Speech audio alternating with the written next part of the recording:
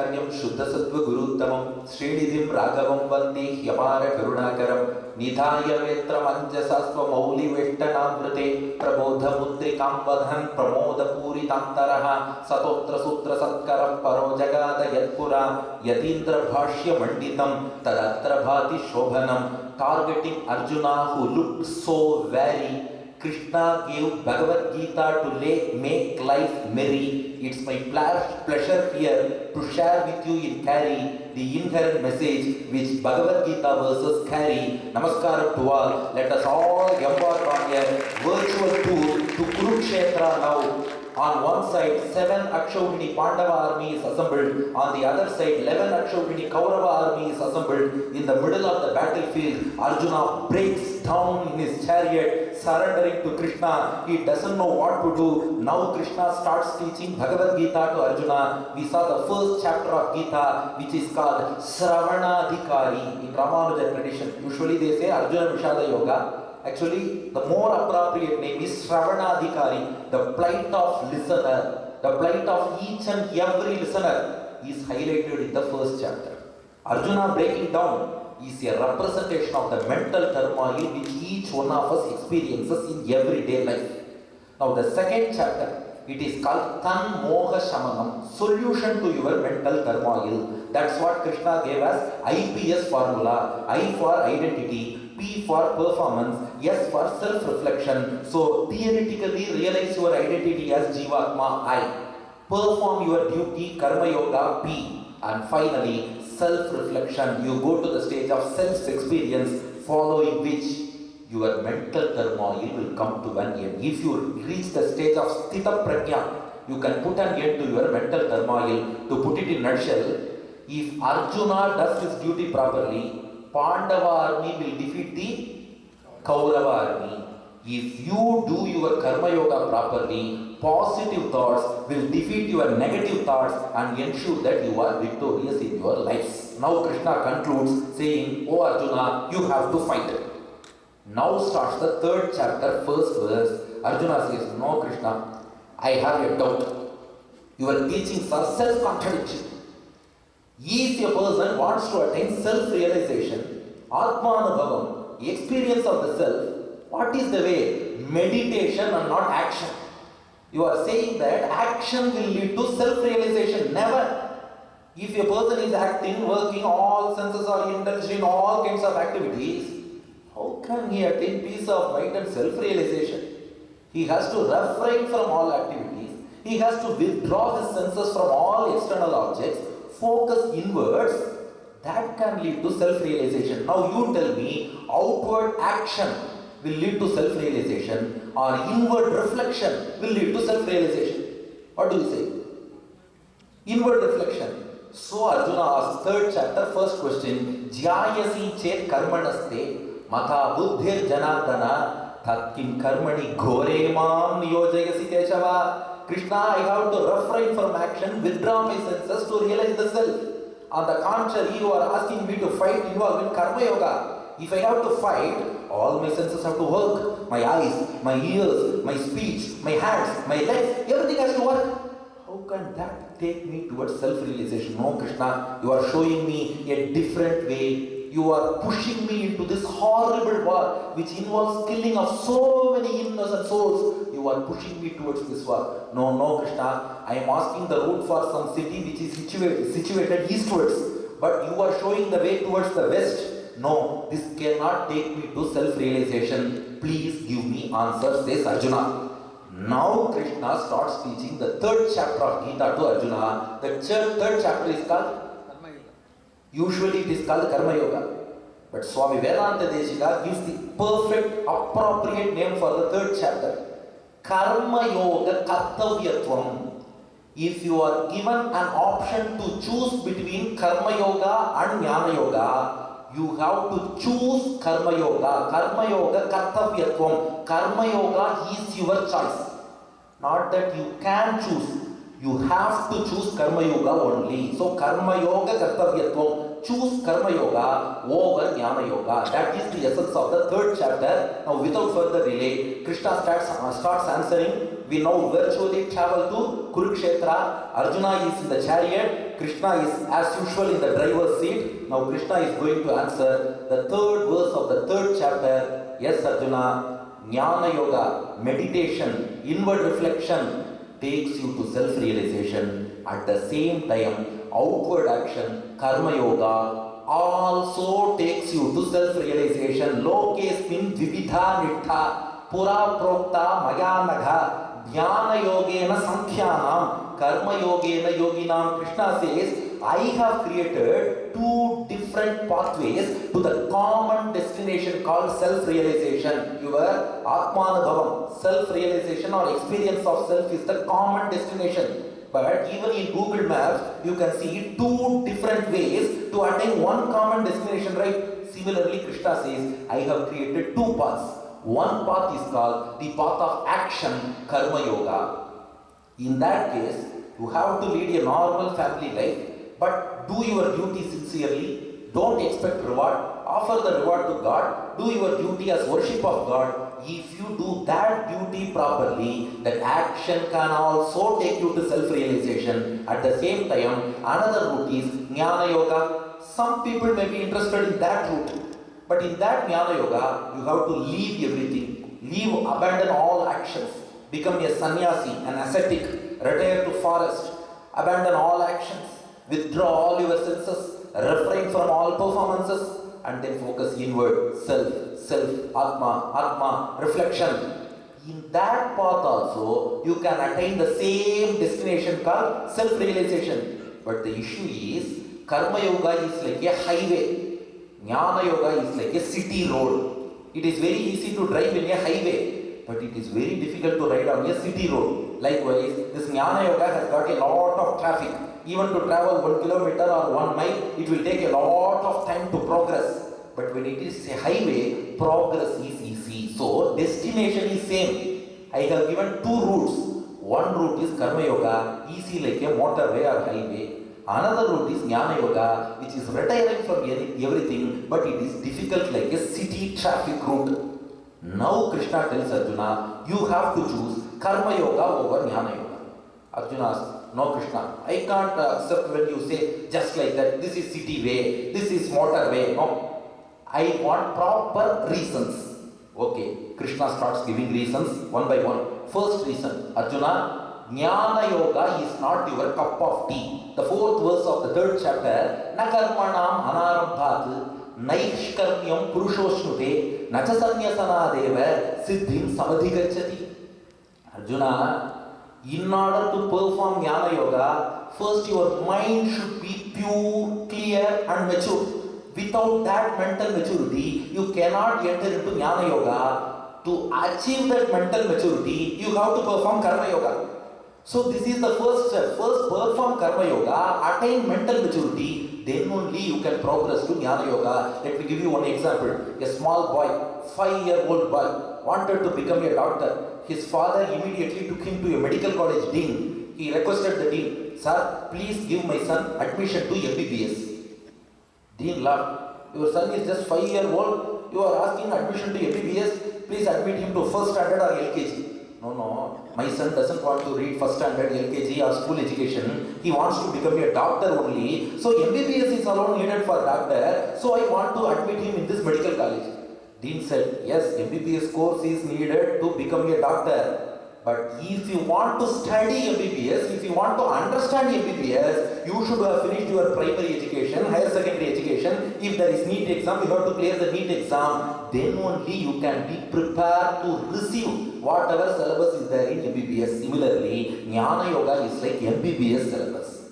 If you want to go there, first you have to finish the primary higher secondary education called Karma Yoga, attain mental maturity, then only you can go to Jnana Yoga. Arjuna, what you are doing is, you are trying to jump over 2 steps. It is not possible. First step, then only you can go to second step. Take for example, one joke, because I don't want to keep this dry philosophy. Often I will say some jokes to keep it lively. One boy, he was seated on easy chair in his home, watching TV and eating upma. His father came. Hey, you have got exam tomorrow. Prepare for the exam, he said. The son said, what is the use of preparing for exam? Hey, if you prepare well, you can write the exam well. What is the use of writing the exam? Hey, you can score good marks. What is the use of scoring good marks? Hey, you can get a good job. What is the use of getting good job? Hey, you can earn a lot of money. What is the use of earning a lot of money? Hey, you can be seated on an easy chair. You can watch TV and eat upma if you earn a lot. I am already doing that only, he said. Is it right? He has to first prepare for exam, write the exam well, score good marks, go for a job, earn, and then you can sit on an easy chair, watch TV, eat upma. Likewise, first you have to perform karma yoga, attain mental maturity, then you can go to jnana yoga. You cannot go to jnana yoga straight away. It is not your cup of tea, neither your plate of upma. So you cannot go to jnana yoga directly. One. Point number 2, Krishna says, we are never used to inaction. We are always used to action only. Karma yoga involves action. It is very easy for us because we are used to it. Jnana yoga involves inaction, which is very, very, very, very difficult. It's not so easy as you imagine. That's what Krishna says, 5th verse. Nahi kaschit kshanamapi jatu tittati akarmakrit karyatehi avashak karma sarva prakriti jaygunaihi. Arjuna, what is the toughest thing on this earth? Remaining idle. Remaining idle is the toughest thing on this earth. We are always used to doing something. Whether it is useful job or useless job is an entirely different thing. But we are used to doing something. Remaining idle. Leave alone others. Let me take my case. My ENT doctor has specifically told me you should not speak more than 4 hours per day. But I have got 1.5 hours of recording every day, 2 hours of discourse, 3.5 hours gone, remaining only 30 minutes. I cannot speak beyond 30 minutes. That's why if I am staying in our Lax Sri Swami's home, when he asked, can I bring tiffin? Do you want tiffin or lunch? It is very difficult for him to understand. But what to do? But they are thinking that there is no problem for him. He is just speaking over action. The most difficult thing is remaining silent like this because all people around me will be speaking. I have to be silent. I cannot raise my head vertically. I cannot make head horizontally. It is the most difficult thing. It is not easy as many people imagine because all will be speaking. My mind will prompt me, you please speak here, you please speak here. No, I should not speak. 4 hours gone. ENT will scold me. So remaining inactive or remaining silent is the most difficult thing which we cannot do. So overnight, just abandon all action. Go to forest, become a sannyasi. If you start meditation, you may control your external senses, but you won't be able to control your mind. You will be seated on meditation, but you will be thinking, what is the IPL score? Okay, playoffs, 4 teams have qualified. What is the use of that sannyasam? What is the use of that meditation? So we have to progress gradually from known to unknown. What you are used for, from which you have to gradually move to a new thing. Therefore, first perform karma yoga, then after perfection you can go to jnana yoga. Now Arjuna says, okay Krishna, I have understood, you have substantiated everything. Let me observe karma yoga for some period. I will attain that maturity soon and then I will progress to jnana yoga, he said. Krishna said, no Arjuna. Now you see Krishna changes the route. No Arjuna. Even if you attain that mental maturity, don't go to Jnana Yoga, continue in Karma Yoga itself. 19th verse of the 3rd chapter, Tasmad asaktas satatam, karyam karma samachara, asakto hi acharan karma, param apunoti purushaha. Arjuna, even after attaining mental maturity, you continue with Karma Yoga itself. Arjuna said, are you not contradicting yourself? What did he say initially? First Karma Yoga, then maturity, then Jnana Yoga. Krishna said, it is one pathway. Actually, the mental maturity which you get after doing Karma Yoga is like a junction of roads. At that point, the road diverges into two. You can continue in Karma Yoga itself and attain self-realization, or you can turn towards Jnana Yoga and attain the same target of self-realization. For example, there are many Tamil people here. If you travel from Trichy to Chennai, before Tambaram, the highway will continue as Maduravai bypass. Also a city road will go towards Tambaram, Pallavaram, Krompet like that. If you want to go to Chennai, you can just continue in that Maduravai bypass as well. Or if you prefer to take the city route, you can diverge towards city route as well. Likewise, Karma Yoga single-handedly can take you towards self-realization without expecting Jnana Yoga. That's a highway. That's what the example already we quoted. It is a highway. At the same time, once you attain some maturity in Karma Yoga, you can also opt to take a right cut towards the city road called Jnana Yoga. Again, both Maduravai bypass and the Chennai city road, the GST road, they will all meet within the Chennai city. No doubt about that. To put it even simpler, there are two colleges.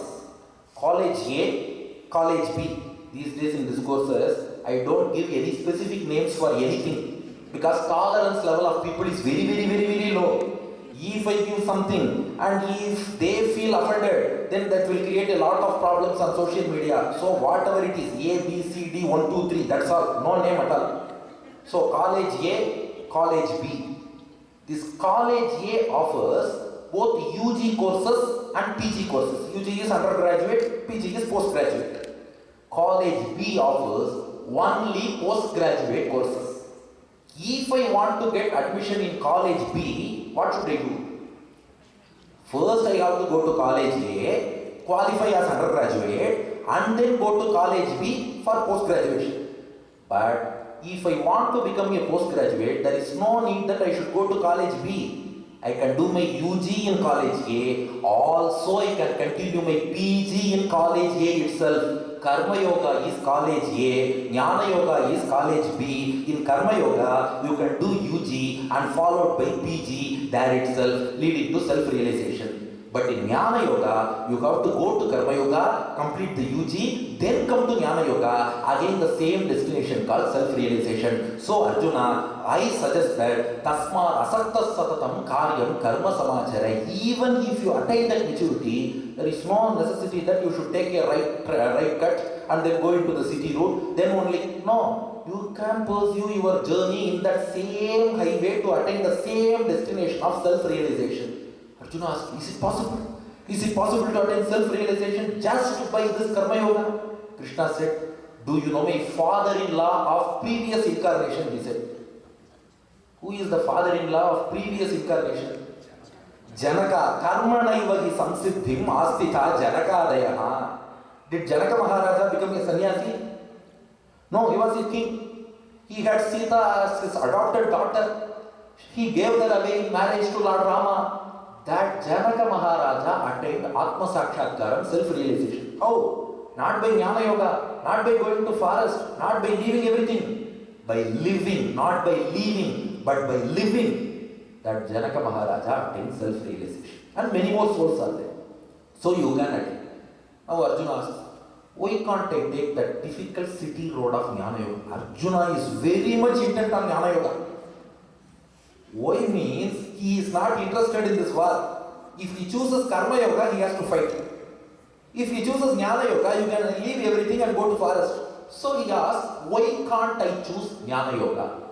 Krishna gives a beautiful reply. 21st verse. If you have Bhagavad Gita book or PDF on your phones, you can very much relate all these verses. 21st verse of 3rd chapter.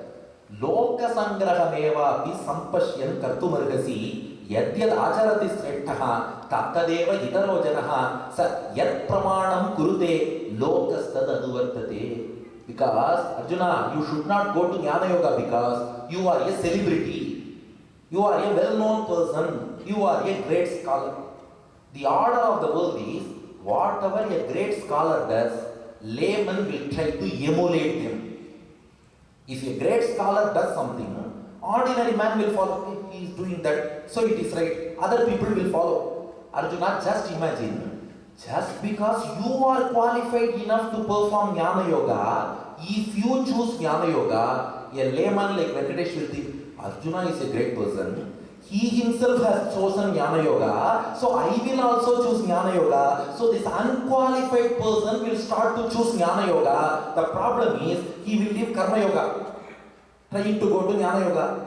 If he goes to Jnana Yoga, he can't progress in Jnana Yoga as well. So these innocent souls will get stranded, they will be in a fix, they leave away Karma Yoga, they can't progress in Jnana Yoga, then problem for everybody. So you should be an example. You should lead by an example. You should be a role model. Being a celebrity, being a well-known person, being a great scholar, Arjuna, you should lead by an example. You should show the way. This is Karma Yoga. Because any UG, PG, both are admitted in college A. If Arjuna reads in college A, then everybody will come to that. Karma Yoga can be followed by all. If you choose college B, trying to get close to Arjuna, everybody will try to college B, get admission. That's not possible. So you have to show the way. To keep this in mind, I will narrate you one story. Have you heard of Sri Nagin Swami? A great speaker in our Tamil Nadu. He is very much known, a well-wisher for me. He is my father's colleague in Karur Bank. Once he came to my place, Kumbakonam in Tamil Nadu, to a marriage function. There was a huge hall, just like our Kalyana Mandapam in our temple, a huge mandapam. He was climbing the steps.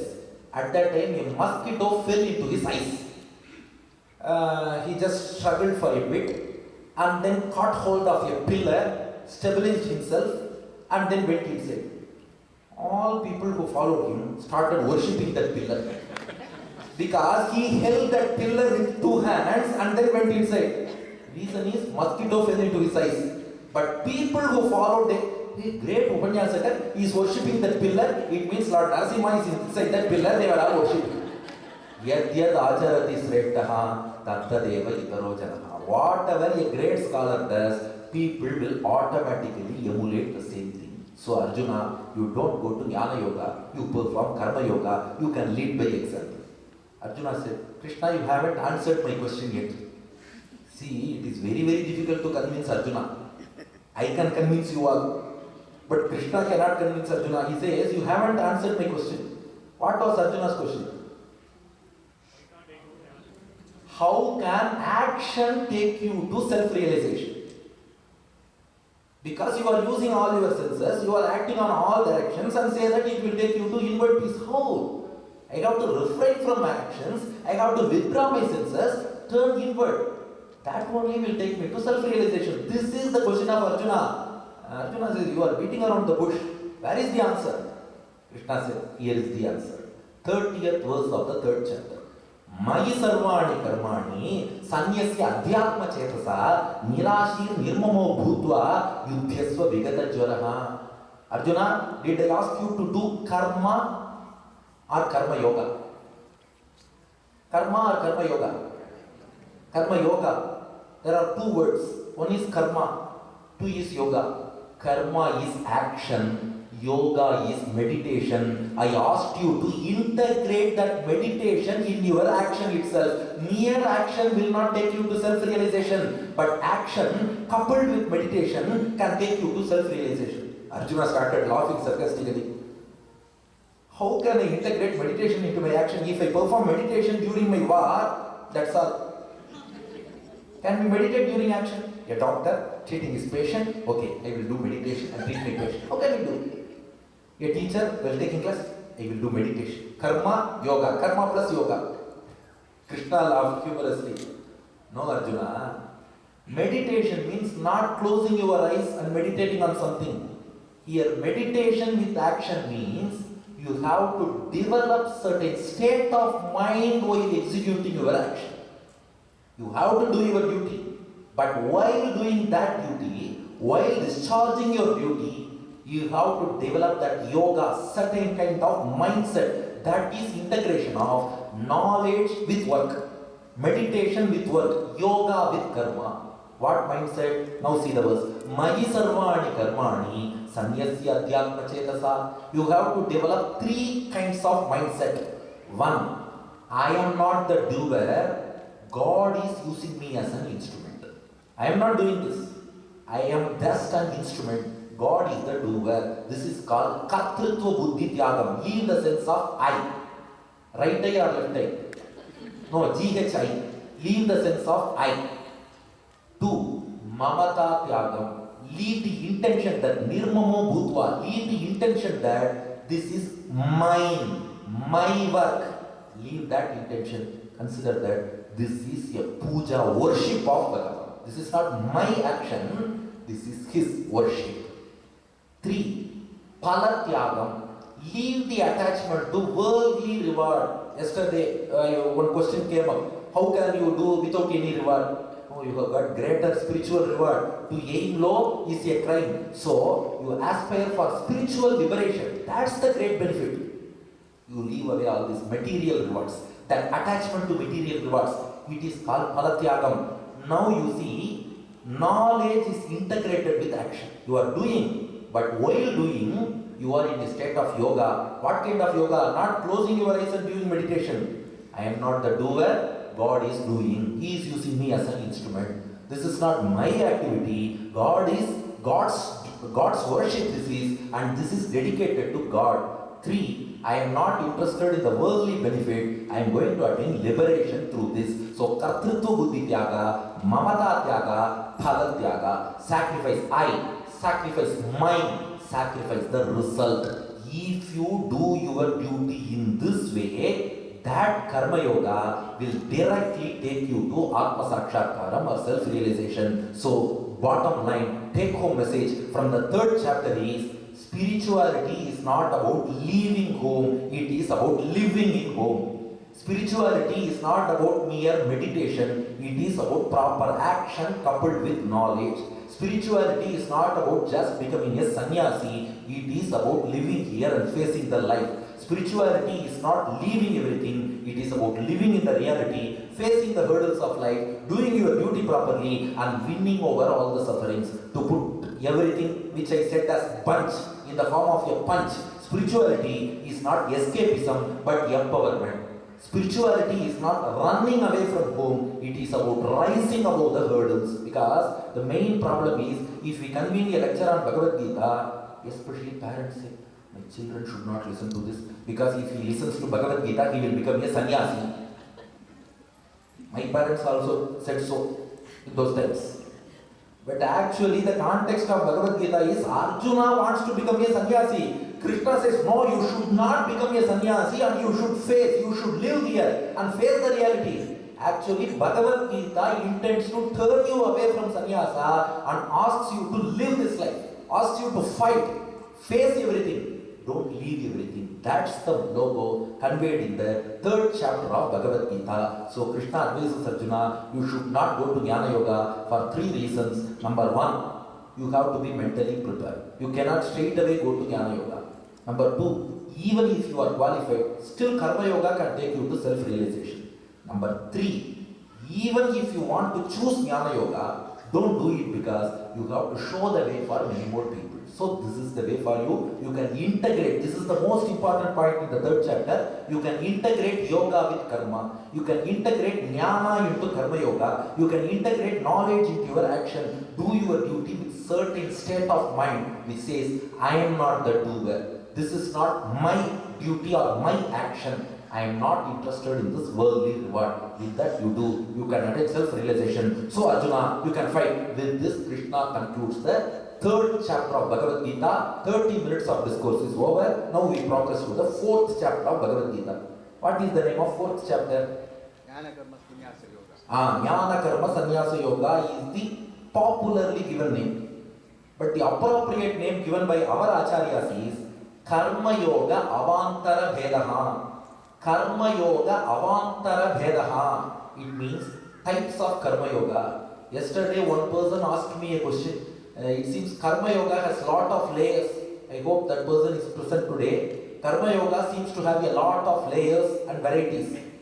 Here the 4th chapter deals with the types of Karma Yoga. What are all the layers within Karma Yoga? Karma Yoga Avantara Vedaha. This is the title of the 4th chapter. Now without further delay, we enter into the 4th chapter. Now Arjuna says, Krishna, my doubt has become stronger and stronger. Now Arjuna says, hey, I have been speaking everything to make everything clear for you. You are saying your doubt is becoming stronger and stronger.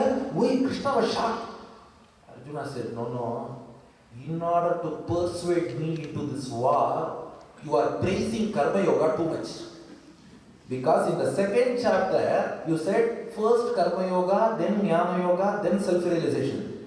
But in the third chapter, immediately you laid a bypass road and said, no, you go in karma yoga, that itself will take you to self-realization. Krishna, I suspect something fishy. You want to make me indulge in this war. If you speak about jnana yoga, I will run away. That's why you are speaking about karma yoga. No, I can't accept. Krishna says, the first verse of the fourth chapter, Arjuna, this karma yoga is not new, it is ancient. I have taught the same karma yoga, the way for self-realization, to Surya, imam vivasvate yogam, proktavan aham abhyayam, vivaswan manave prahe, manu vikshvakave bravit. Arjuna, I have taught this to Vivaswan Surya. Surya taught this to Vaivasvata Manu. We say in Sankalpam, Vaivasvata Manvantare. Surya taught that to Vaivasvata Manu. Vaivasvata Manu taught it to King Ikshvaku. It is very, very, very ancient form of knowledge, this Karma Yoga. I am not teaching this just to persuade you to engage in this warfare. This is very, very ancient. Arjuna said, I have another doubt now. What is your doubt, man? Krishna asked. Arjuna said, if you say that you have taught this to Vivaswan Surya, it should not be in this Krishna avatar.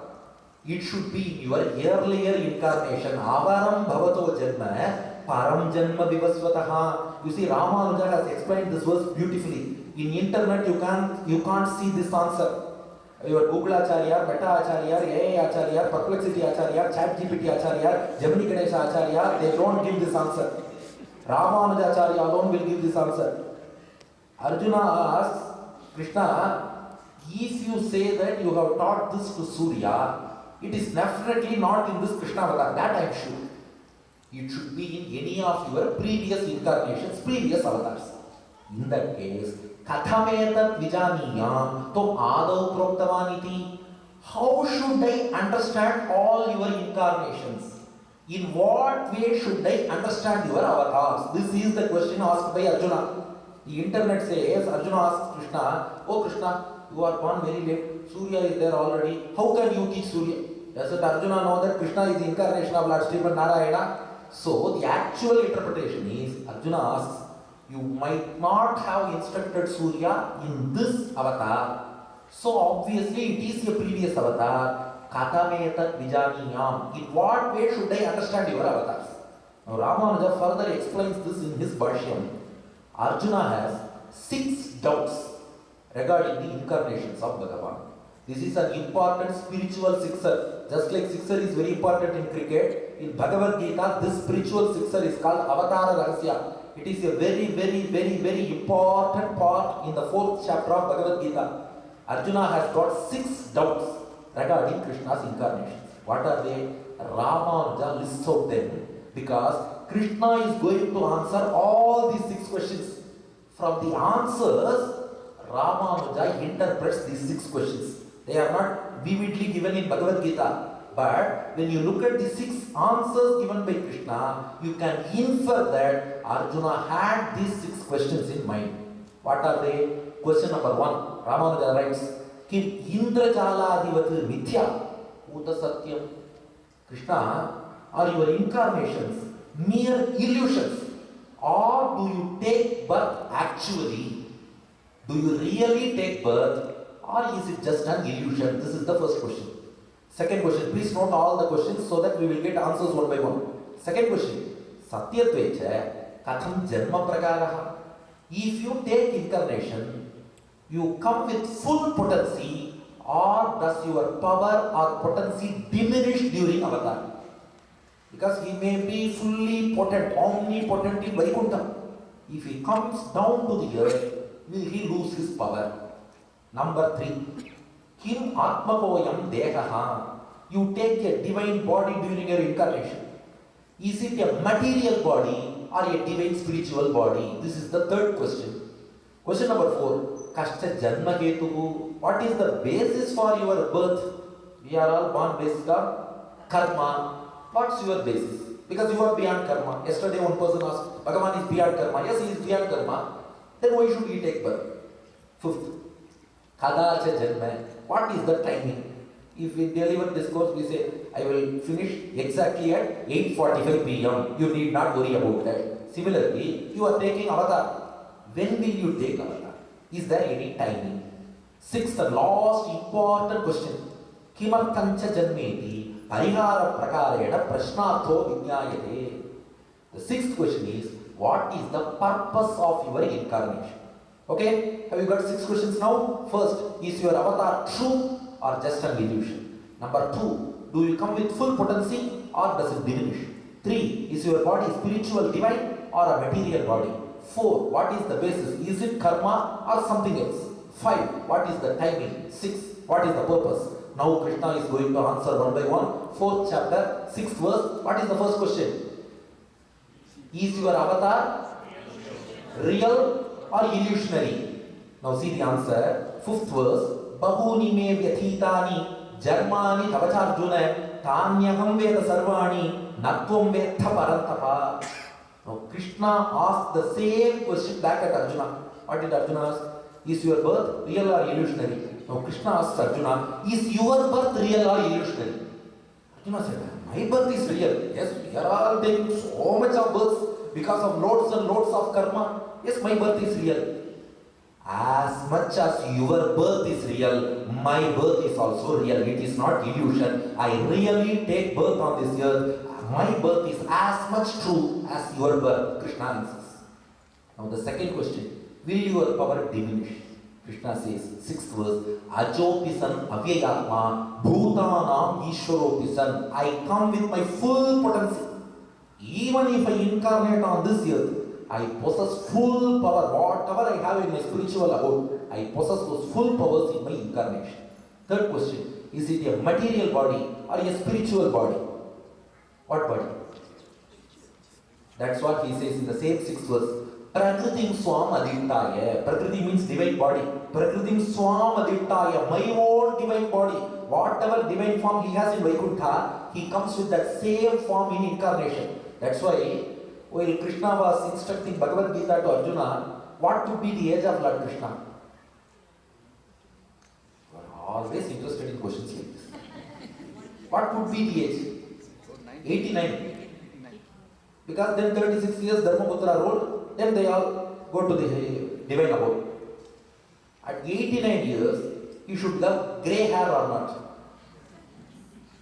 But in all Gita chariot pictures, Krishna will sport dark curly hair only, not a tint of grey hair. Okay, leave Krishna. Rama lived for 11,000 years. Did Rama have grey hair? No. We see Patabi Rama, full of curly, dark locks of hair. Why? This is not worldly body. It is Bhagavan's divine spiritual body. That's why you cannot see a tint of bird. Clean shaven faces for both Rama, Krishna, all avatars. Clean shaven faces. They don't do daily self-shaving and all. No, achara. We should not do self-shaving as per achara. And clean shaven face, it is divine spiritual body. So he comes with divine spiritual body. 3 questions answer over. First question, his avatar is real. 2, full potency. 3, divine body. 4th question, what is the basis? For us it is karma. For you, what is the basis? Sambhavami atma mayaya. Here, maya doesn't mean illusion. Ramanuja shows the meaning beautifully. Maya vayunam jnanam. Maya means sankalpam, his own divine will. In other words, his compassion. Krishna says, I incarnate not because of karma, but because of my karuna, because of my compassion. I want to uplift all of you. That's why I come on this year. So his basis is karuna and not karma, compassion. Now 5th, what is the timing? Famous shloka. Yada yada hi dharmasya glanir bhavati bharata abhyuttanam adharmasya tadatmanam srijamyaham. Whenever dharma is in apparent danger and whenever adharma tries to take upper hand, I will incarnate. Whenever dharma is in apparent danger, this has been shown beautifully by Ramanuja. Not danger to dharma, when there is apparent danger. Whenever adharma tries to take upper hand, I will incarnate. That is the timing. Now the 6th is very, very important. What is the purpose? Everybody knows that shloka. Paritranaya sadhunam vinashaya cha dushkritam dharma samsthapanarthaya sambhavami yuge yuge. What does it mean? To protect good people. Paritranaya sadhunam. Am I right? Paritranaya sadhunam. Protect the good people. Vinashaya cha dushkritam. Destroy the evil people. Dharma samsthapanarthaya. To uphold dharma. Sambhavami yuge yuge. I will incarnate in each yugas. How many of you say that this answer is correct? You can raise your hands. Is this answer correct? No, says Ramanuja. This is not the meaning for this verse. Why? Paritranaya sadhunam, protecting good people. Vinashaya cha dushkrita, destroying evil people. Dharma samsthapanarthaya, upholding dharma. Sambhavami, everything is right. Now Ramanuja asks one logical question. What do you mean by protection of good people? A bad man comes to attack a good man. Bhagavan comes and stops. Protection of good people, right? What is protection of good people? If an evil person tries to attack a devotee or a sattvic person, Bhagavan need not come all the way from Vaikuntham to protect. Just by his mere will he can do it. Just for sankalpam. He creates, sustains and destroys the universe with his sankalpam. Why can't he protect this person using his sankalpam? That he can do very easily. Or he has got a lot of attendants. He has got Sudarshan disc in his hand. He has got Commander-in-Chief Vishwaksena. He can assign any one of them. You go, you protect that person and come back. They will go and come back. Why should Bhagavan incarnate on this earth? Got the question? Because we all say this meaning only to protect the good people. What is protection of good people? Giving food to good people. That also he can do from Vaikuntham. What is protection of good people? Has anybody thought about it? What is protection of good people? Now Ramanuja asks second question. What is the meaning of the word sadhu? We say paritranaya sadhunam, paritranaya sadhunam. What does sadhu mean? Now Ramanuja gives a long list of who is a sadhu. Only if you understand who is a sadhu, then you can understand what is sadhu samrakshan. Right? Paritranaya sadhunam means first who is a sadhu? Ramanuja gives a list of attributes possessed by a sadhu. Ukta lakshana dharma shilaha. They follow all the scriptures to their letter and spirit. That's the nature of a sadhu. They don't ask for scientific proof to adhere to scriptures. They follow to the letter and spirit. He is a sadhu. Mat samasrayane pravrittaha. They want to attain Bhagavan soon. Vaishnava Gresaraha. They were endowed with great devotion to Lord Sriman Narayana. Man nama karma swarupana van manasa gocharataya mad darshanena vina swatma dharana poshanadikam alabhamanaha. They always chant the divine names of the Lord. They think of the divine form of the Lord. They are unable to live without Him. They are unable to sustain without Him. They are always filled with goosebumps. Not our goosebumps. It is goosebumps out of devotion. Thinking about the attributes of Lord. They always shed tears of devotional joy thinking about the Lord. Always they speak about Him, they think about Him, they reflect on Him. And they are always in a stage of devotional trance. Kshana matra kalam, kalpa sahasram manvadaha. If they are unable to have darshan of the Lord, if they are unable to have the divine darshan, even one moment of separation from Lord appears like thousands of eons to them. Here Ramanuja has given a literal translation of Thiruvaimozhi verse of Nammalvar. Oru pagal ayiram oozhiyalo kshanamatra kalam kalpa sahasram manvana. Even a single moment, they cannot bear the pangs of separation from Bhagavan. So, if they feel away from Bhagavan, prashidila sarvagatraha bhaveyuriti. They will literally die if Bhagavan doesn't give darshan to them. We see the case of Nammalvar. ஆடி ஆடி அகம் கரைந்து இசை பாடி பாடி கண்ணீர் மல்கி எங்கும் நாடி நாடி நரசிங்கா என்று வாடி வாடும் நீ வாடுதல் வாடுதல் எம் மடவரல் உம்மை காணும் ஆசையுள் நெய்கின்றாள் விரல் வாட ஆயிரம் தோள் துடித்தீர் உம்மை காண நீர் இரக்கமீரே இரக்க மனத்தோடு எரியணை அரக்கும் மெழுகும் முக்கும் இவள் இரக்கமீரீர் இதற்கென் செய்கேன் அரக்கன் இலங்கை செற்றிருக்கு. If Bhagavan doesn't come before them, they will literally die. They are called sadhus. Now you say, what is sadhu paritram? Protecting those devotees means The only way to protect them is Bhagavan should appear in front of them, speak a few words with them, interact with them, perform a leela for them, give them experience of his attributes, mat swarupa, cheshtita, avalokana, alapadidhanena tesham paritranaya. Protecting them means they will die if Bhagavan doesn't come before them. So, Bhagavan comes for those devotees, he speaks with them, he interacts with them, he gives his darshan, he just enjoys with them, he does some leela in their life so that they will never forget him. This is called paritranaya sadhuna. Protection of devotees means, sadhus means, they want to have his darshan, they are unable to live without his darshan. So Bhagavan, he has to come from Vaikuntham to protect his life, give his darshan. He comes down. This is the primary mission of Avataram, Paritranaya Sadhuna. While doing that primary mission, additionally he has some secondary tasks. Vinashaya cha Dushkritam. Having come, he just destroys Ravana, Kumbhakarna, all the evil forces. Vinashaya cha Dushkritam. Dharma Samsthapanarthaya. Side by side he upholds Dharma. Sambhavami Yuge Yuge. For that he takes incarnation in every Yuga. To put it simple, if Bhagavan wants to kill Ravana or Kumbhakarna, he can do that from Vaikuntham itself.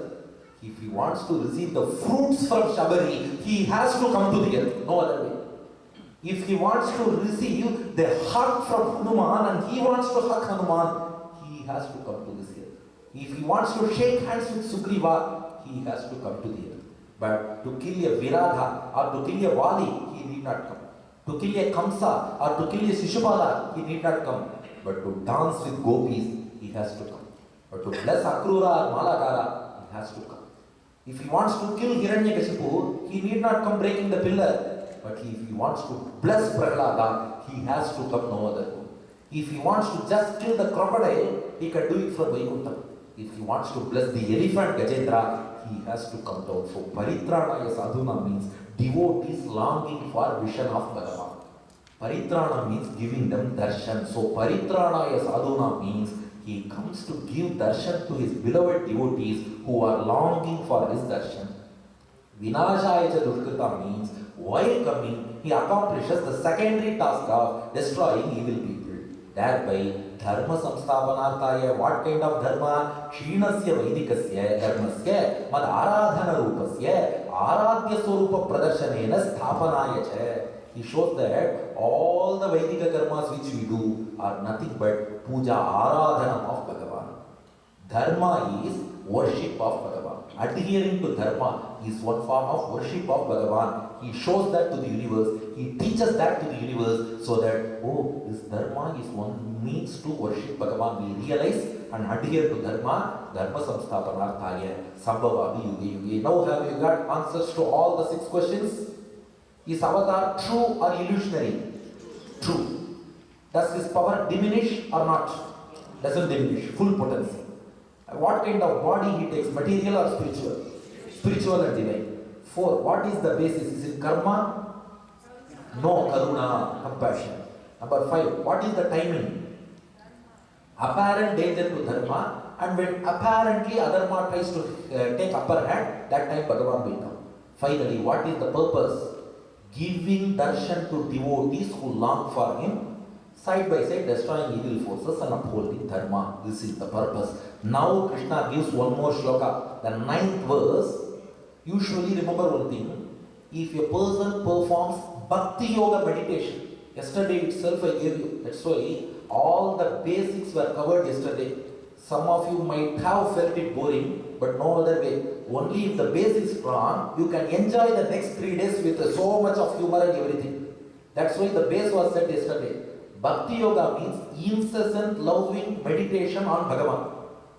If a person engages in that bhakti yoga, incessant loving devotional meditation towards Bhagavan, it is not assured that he will attain liberation at the end of that birth itself. That bhakti yoga should be carried over to the subsequent births, and ultimately he will attain moksha or liberation. But if a person learns the answer to these 6 questions and then adheres to bhakti yoga, he he will attain liberation at the end of this birth itself. Janma karma cha me divyam evam yo vetti tattvataha tyaktva deham punarjanma naiti mameti sorjuna. This is an exception. If a person knows the avatara rahasya of Bhagavan, 6 questions and 6 answers, if he indulges in bhakti yoga along with the 6 Q&A knowledge, he will attain liberation. You can write that. He has been reserved a birth in Vaikuntha right now. So at the end of this birth, definitely he will attain liberation. Now Krishna adds one more shloka. This is very important shloka, the 11th verse. Ye yatha mam prapadyante tam tathaiva bhajamyaham mama vartmanu vartante manushya partha sarvashaha. Oh Arjuna, what I said so far is not limited to the incarnations like Rama, Krishna, Narasimha, Varaha, Vamana, Hayagriva alone. It holds good for Archavatara in temples as well. Avatara is not limited to Rama, Krishna, Narasimha. It holds good for our Srinivasa, Venkatesha, Ranganatha, Puri Jagannatha, Dwarakadhisha, Shargapani, Harava Mudalvan, Narayur Nambi, Uppiliyappan, Kalladagar, Parthasarathi, Devaraja, Tirunarayanapuram, Yatiraja, Sampat Kumara. For all deities in temples also, the 6 Q&A hold good. Repeat. First question, is your incarnation true or illusionary? God in temple is truly God. Do you lose your potency or come with full potency? God in temple has full potency. What is the divine body which you take? It is material or spiritual? It is spiritual even in temples also. Number 4, what is the reason? Karma? No, it is karuna. Out of compassion he has come to temple as Archavatara. Number 5, when will you come? Whenever dharma is in danger, I will come. What purpose do you come? To mingle with his devotees. We all long for his darshan. We are not qualified enough to have darshan of Bhagavan through yoga. We are unable to reach Vaikuntha right now. So he comes in Vigraha form as Archavataram to give darshan to the longing devotees. Side by side, he destroys evil forces and also upholds dharma by dwelling in that temple. So this holds good for Archavataram as well. That's why ye yathama prapadyante. In whatever form, in whatever divine form you think of me, prapadyante, tam tataiva bhajamyaham. If my devotee has proper faith, if he believes that yes, God is in this form, I worship him with faith and devotion, Krishna says, I will reveal myself to that devotee in the form of his choice. If my devotee worships me in one particular form with faith and devotion, I will reveal myself to that devotee in the form of his choice.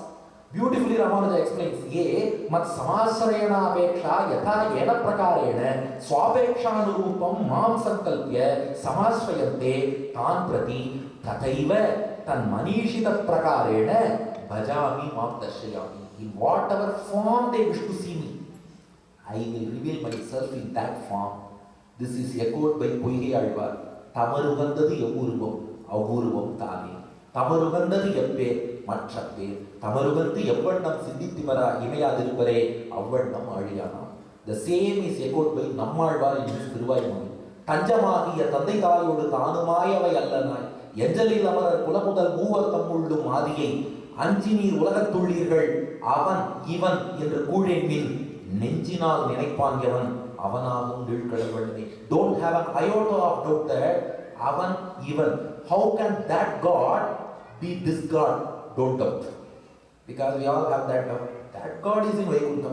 This God is in our NCSV temple. How can this God be that God? Don't ever have an iota of doubt. Avan ivan என்று கூழென்பின் நெஞ்சினால் நினைப்பான் எவன்.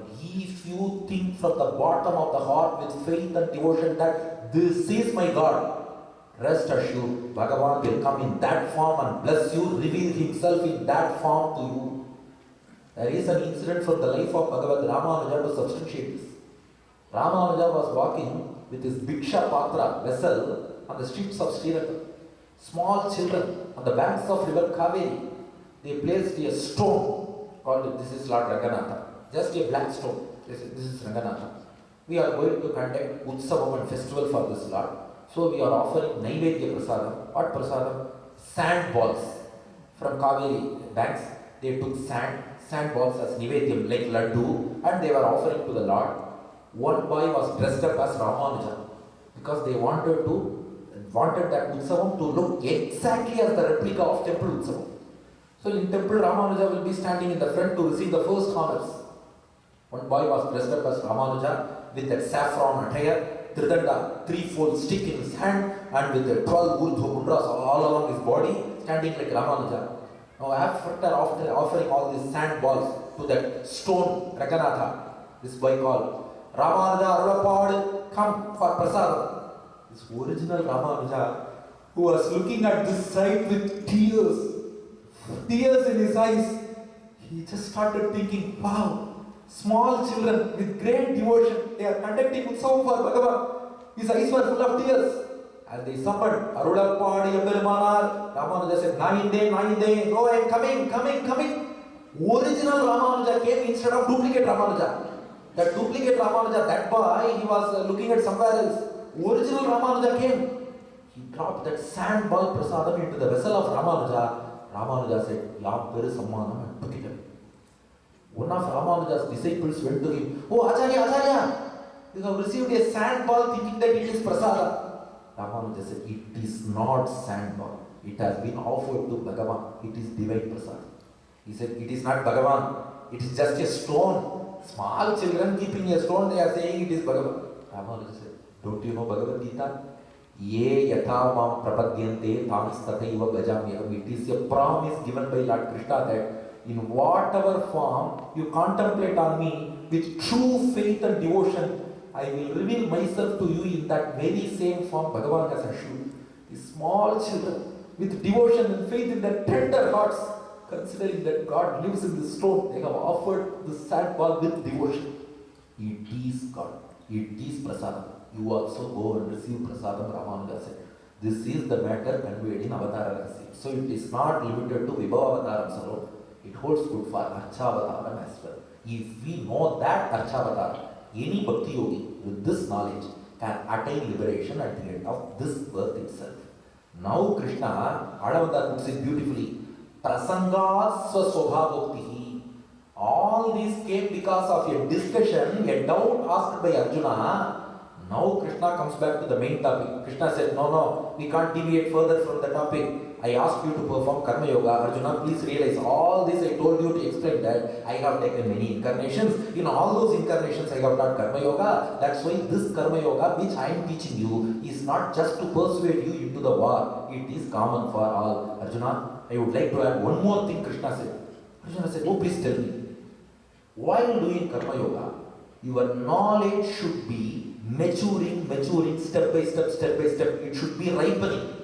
First we had threefold knowledge. What is it? Kartrutva buddhi tyagam. I am not the doer. God is doing. 2. Mamata tyagam. This is not my work. It is worship of God. 3. Phala tyagam. Don't show attachment to the worldly result. Spiritual result we are going to attain.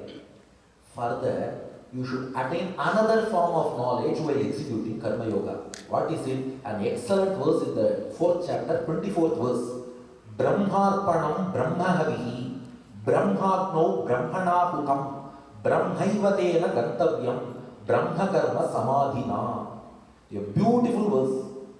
Brahmarpanam. Whatever instruments you use while doing your duty, you should consider those instruments as body of God. That means God is dwelling within that instrument.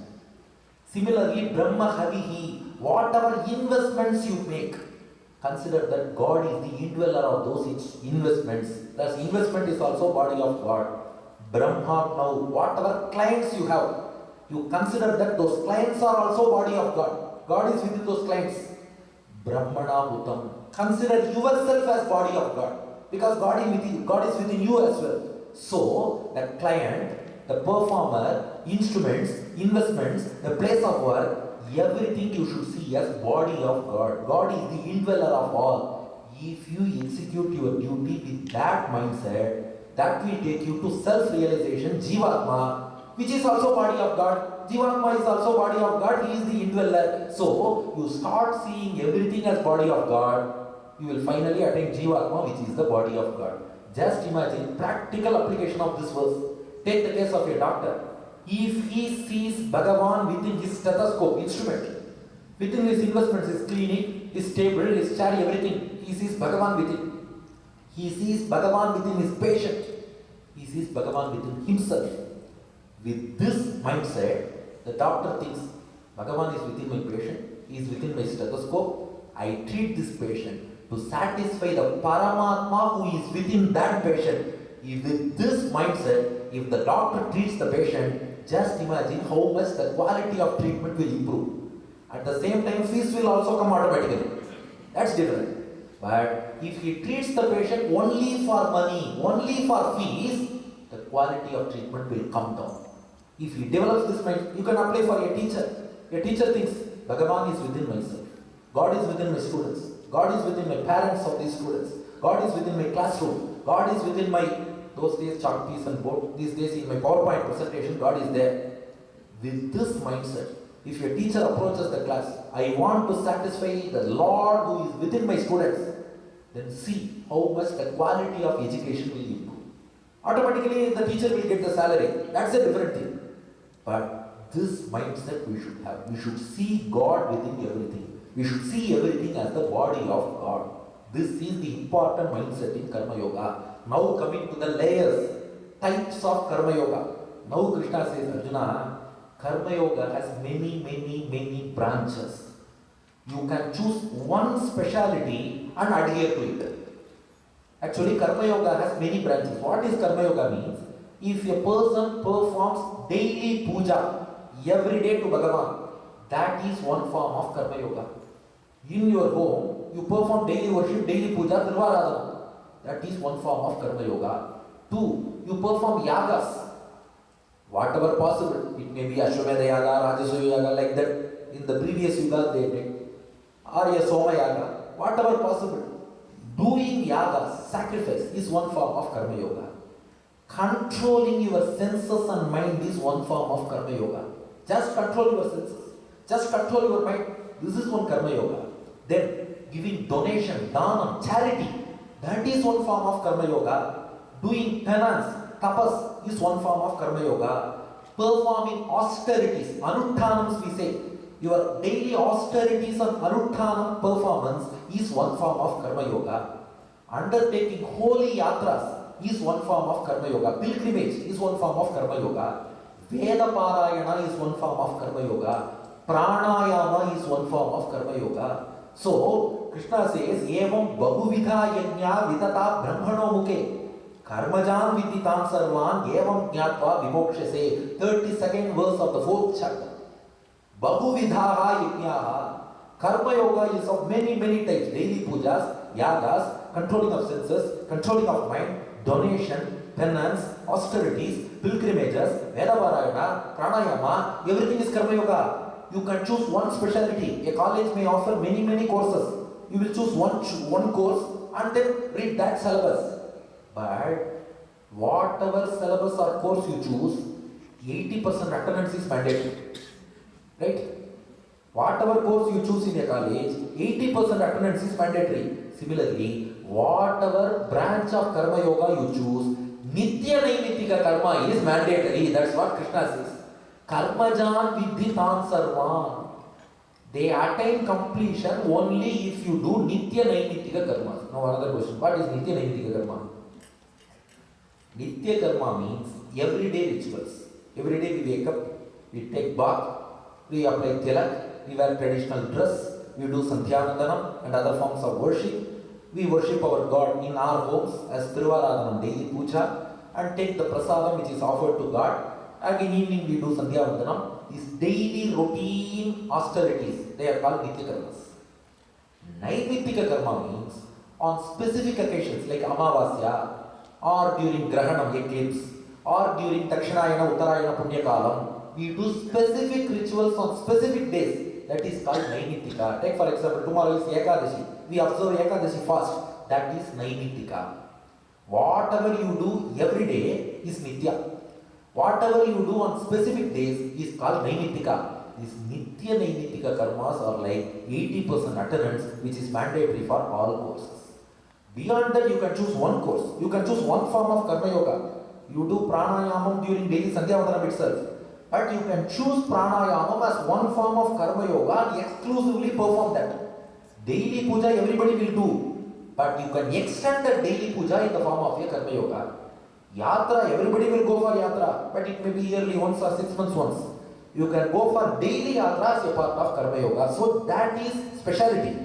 But Nitya Naimitika karmas are very, very important for the completion of those karma yogas. In addition to that, that person yesterday asked me, there are still more layers for karma yoga. Our all worldly activities, familiar commitments, they also come. That will be discussed tomorrow in the last verse of the 9th chapter. That's why yesterday itself while answering I said, no, you have to come for next 2 days, then only you can get the full answer. Though that person might not have come today, you can show this, forward this YouTube video to them so that they can get understanding, no problem. Oh, she has come, thank you. Okay. So there are still more parts in Karma Yoga which will be discussed tomorrow. So I am hoping one attendance guaranteed for tomorrow's discussion. So let us come back to our topic. So Krishna says, Arjuna, Karma Yoga is of so many types, but this Karma Yoga has 2 parts within itself. What are those 2 parts? I already told you. I am always a very good person. I will give answer and then ask question.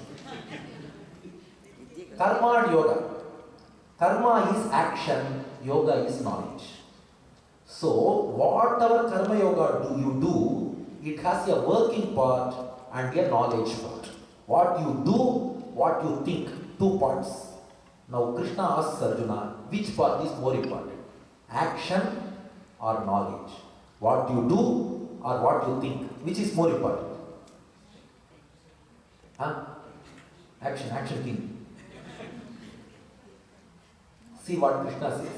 Seyan dravyamayan yajnat jnana yajnah parantapa sarvam karmakhilam partha jnane parisamapyate. The knowledge part is more important than the action part. Why? Because more than what you do, what matters is with what mindset you do that. I may be helping a friend, but internally I will be thinking, if I help him, he will give me something in return. If I take a photograph of myself helping him, I can get a lot of promotion and advertisement. If I do it with this kind of a mindset, what is the use of helping that person? Just imagine, even if your action has a couple of defects, if your mindset is pure, Bhagavan will accept it. But even if you do everything perfectly, but if your mindset is wrong, God will not accept it. The perfect example is churning of Milky Ocean. You see, both Devas and Asuras put in the same effort. Devas hold on one side, Asuras hold on the other side, churn the Milky Ocean. But who received the nectar? Devas. Asuras also put in the same effort. Why didn't they get it? Because Devas put in action, work, along with good mindset. Asuras put in the same efforts, but with evil mindset. Those who are with good mindset alone will get rewarded. Take for example, a disciple, a Shishya. He was waving fan to his Acharya. Very good Acharya Kaikarya. Internally, he was cursing that Acharya. This old man is sitting here. He is asking me to wave fan for him. How long should I wave fan? My hand, I have got a lot of pain in my hand. Oh, this man is torturing me. What is the use of doing this Kaikarya with this kind of mindset? So, mindset matters. Shreyam dravyamaya yajnat. Dravyamaya yajna means action. Jnana yajnah parantapa, your knowledge, your mindset, that matters more than what you do. Oh, Arjuna said, oh Krishna, till such time I thought that Karma Yoga is easier than Jnana Yoga. But as you go on teaching Karma Yoga, I feel that Karma Yoga is also difficult. Right? Because you are not just asking me to do my duty. You ask me to develop a threefold knowledge, and then you say that I have to see everything as a body of God. Then you say that knowledge part, action part. I have a lot of doubts, Arjuna said. Krishna said, now you engage in warfare. As you perform Karma Yoga, of course, often doubts will come. You then and there resort to acharyas and clarify the doubts from them. 34th verse of the 4th chapter, even Bhagavan says, even if I teach you, even if God teaches you, you cannot attain full clarity. You definitely need the grace of a guru, acharya. Tadviddhi pranipadena pariprashnena sevaya upadekshanti te jnanam jnaninaha tattvadarshinaha. There are great realized souls, jnanis. You have to resort to those acharyas. What should you do? Please note this verse. Many people say Krishna has asked us to ask questions to acharya. He hasn't advised to ask questions directly. First, pranipadena, offer your namaskaram to that acharya. Then, sevaya, perform kaikaryams and service.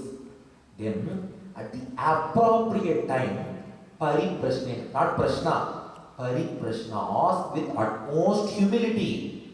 Upadekshinti te jnanam. Then and there, acharyas will clarify. My acharya used to say, people never do pranipadam, never do seva, never do pariprashnam. They do only prashnam. Straight away we ask doubt. Actually, first we have to resort to an acharya, worship him. We have to serve him. And then ask your question at the appropriate time. Acharyas will clarify. So Arjuna, now proceed to Karma Yoga. You can engage in your war. With this, Krishna concludes the 4th chapter of Bhagavad Gita. So the point conveyed here is mindset matters. See, in every adhyaya there is a take-home message. The take-home message of first adhyaya is our mental turmoil. Take-home message of second adhyaya is IPS, for one-stop solution, IPS. Third chapter is spirituality is not living, it is living. 4th chapter, more than action, your mindset matters. Now the 5th chapter. Now Arjuna, the first verse of 5th chapter, Arjuna asks Krishna, Krishna, I have one more doubt. Karma Yoga or Jnana Yoga, which path takes me to my destination faster? Please note this. Which path takes me to the destination of self-realization faster? Sannyasam karmanam Krishna punaryogam cha shamsasi yat shreya yatayorekam tanme bruhi sunishchitam. Please observe this question. Arjuna says, earlier you said karma yoga is easier, jnana yoga is tougher. That I have understood. Now, easy way can take a lot of time to take you to the destination. Tough way can take you to the destination quicker. So what I want to know is, the same example, Karma Yoga is like a highway. Jnana Yoga is like a city road full of traffic. But who knows, even highway may take longer time. Even a city road may take you faster to the destination. That's why our Google Maps, it will show you the miles, distance, as well as the time, expected time. If you go in this road, it will take this much time. If you go in that road, that will take this much time. Now, if we observe Karma Yoga, how much time it will take for self-realization? If you observe Jnana Yoga, how much time it will take? Now, which will take you faster to the destination? Clarify, Arjuna asks. Krishna replies, that's the essence of the 5th chapter. What is the name of 5th chapter? Or Swami will answer. Karma Sannyasa Yoga. It is the generally, popularly attributed name. Swami Vedanta Deshika, based on Yamunacharya and Ramanuja's interpretation, has named the 5th chapter as Karma Yoga Antargata Jnana Vipakaha. Oh, this is very long name. Karma Sannyasa Yoga is easy. Karma Yoga Antargata Jnana Vipakaha. Karma Yoga Antargata Jnana Vipakaha. Karma Yoga is Karma Yoga. Antargata means embedded within. Jnana, knowledge is embedded within Karma Yoga. That's what we saw in the previous adhyayam, right? Whatever you do, within that action, knowledge is embedded within. You do it with some mindset. So Karma Yoga Antargata Jnana, there is a knowledge, Jnana, within Karma Yoga. Vipakaha means maturity or progression. That Jnana has to progress, ripen and attain perfection. That is shown in the 5th chapter. Karma Yoga Antargata Jnana Vipakaha. The Jnana knowledge embedded within your action has to mature, ripen and attain perfection. How? Let us go into the 5th chapter. Now what is the question raised by Arjuna? Which is faster, not which is easier. Which is faster? Second verse of the 5th chapter. Sannyasa karma yogascha Nishreyasa karavubhu tayostu karma sanyasat karma yogo visishyate. Krishna says, Arjuna, I again repeat, both will take you to the same destination of self-realization, but karma yoga takes you to the destination faster than jnana yoga. So it is easier as well as faster. Karma yoga is easy, karma yoga takes you to the destination faster as well. Not only that, 16th verse of the 5th chapter, jnanena tu tadajnanam yesham nashitam atmanaha tesham adityavat jnanam prakashayati tatparam. The jnana of a karma yogi attains maturity faster than the jnana of a jnana yogi. Unable to understand. Jnana of a karma yogi means he has a mindset while doing his action. That jnana of karma yogi, he also has theoretical knowledge of Atma, soul as well. That knowledge possessed by karma yogi attains maturity, perfection faster than the jnana of a jnana yogi. Because we already discussed jnana yoga is difficult. It is very difficult to withdraw the senses, refrain from activities, everything. So he needs a lot of focus, lot of inward reflection to get that knowledge. But this karma yogi, just like traveling jolly manner in a highway, he easily, quickly gets the maturity and perfection of his knowledge as well. As he develops perfect knowledge of soul, that knowledge of soul destroys his ignorance. Just like the light of the sun destroying darkness, knowledge of the soul destroys his ignorance, the darkness of ignorance. Because of that knowledge of soul, this karma yogi attains the stage of samadarshana. He starts visualizing the soul. As he starts perceiving and visualizing the jivatma, the individual soul, he starts seeing everybody equally. It is the 18th verse. Vidya vinaya sampanne brahmane gavi hastini shunichaiva shvapakecha panditaha samadarshinaha. Please note this verse. Many people are accusing that Bhagavad Gita speaks about one person is higher, one person is lower, all these things, discrimination, everything. No. See, this is the verse in Bhagavad Gita. A person who has attained perfect knowledge of the soul, perfect knowledge of self, Jivatma, sees Vidya Vinaya Sampanne, a Brahmin with all knowledge and anuttanams. Brahmani, a mere Brahmana by birth without anuttanams. Gavi, a cow. Hastini, an elephant. Shuni, a dog. Shopakecha, a dog meat eater. Panditaha Samadarshinaha. He sees all as the one and the same. Because he sees the same Jivatma within everybody. He has equanimous vision. He sees all beings equally. It is called Samadarshan. This is the true unity in diversity. Because the differences are all due to our bodies. Bodily differences. This jnani, this karma yogi, who has attained this knowledge, jnana, he disregards all bodily differences. Leave alone bodily differences. If you take the souls, individual souls, all souls are atomic. All souls are full of jnana, knowledge. All souls are full of bliss. There is no difference between any soul. Maybe my soul, yours, is anybody, or even an animal, or a bird, or a microorganism like bacteria, or even COVID virus. All souls are identical. Quantitatively they may be many, but qualitatively they are the same. They are quantitatively many infinite souls are there, but qualitatively all those infinite souls are similar, identical to each other. If he gets that kind of a knowledge, he sees a Brahmin with austerities, a mere Brahmin without austerities, a cow, elephant, dog, meat eater, everybody. He considers those Atmas as one and the same. Differences are only in the body. One person may be dark, one person may be fair, one may be tall, one may be short, one may be stout, one may be lean. These are all bodily differences. He disregards all those bodily differences and perceives everybody as individual souls. In that case, all these differences vanish and he gets Samadarshana. This is the Pakva, what we say, the mature stage, ripened stage of the Jnana within your Karma Yoga. To attain further progression in this, Krishna gives another one formula. 22nd verse, Ye samsparshaja bhogaha dukkhayonaya evate adyantavantah kaunteya nateshu ramate budaha. If you want to further progress in this knowledge within Karma Yoga Antargata Jnana, if you want to progress further, what you should do is, you should disregard all worldly pleasures, considering them as passing clouds.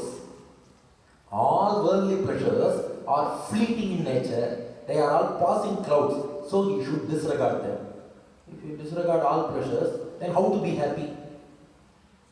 Krishna says in 24th verse, Yo antas sugaha antararamaha tathantar jyotirevacha sayogi brahma nirvanam brahma bhuto dhigachati.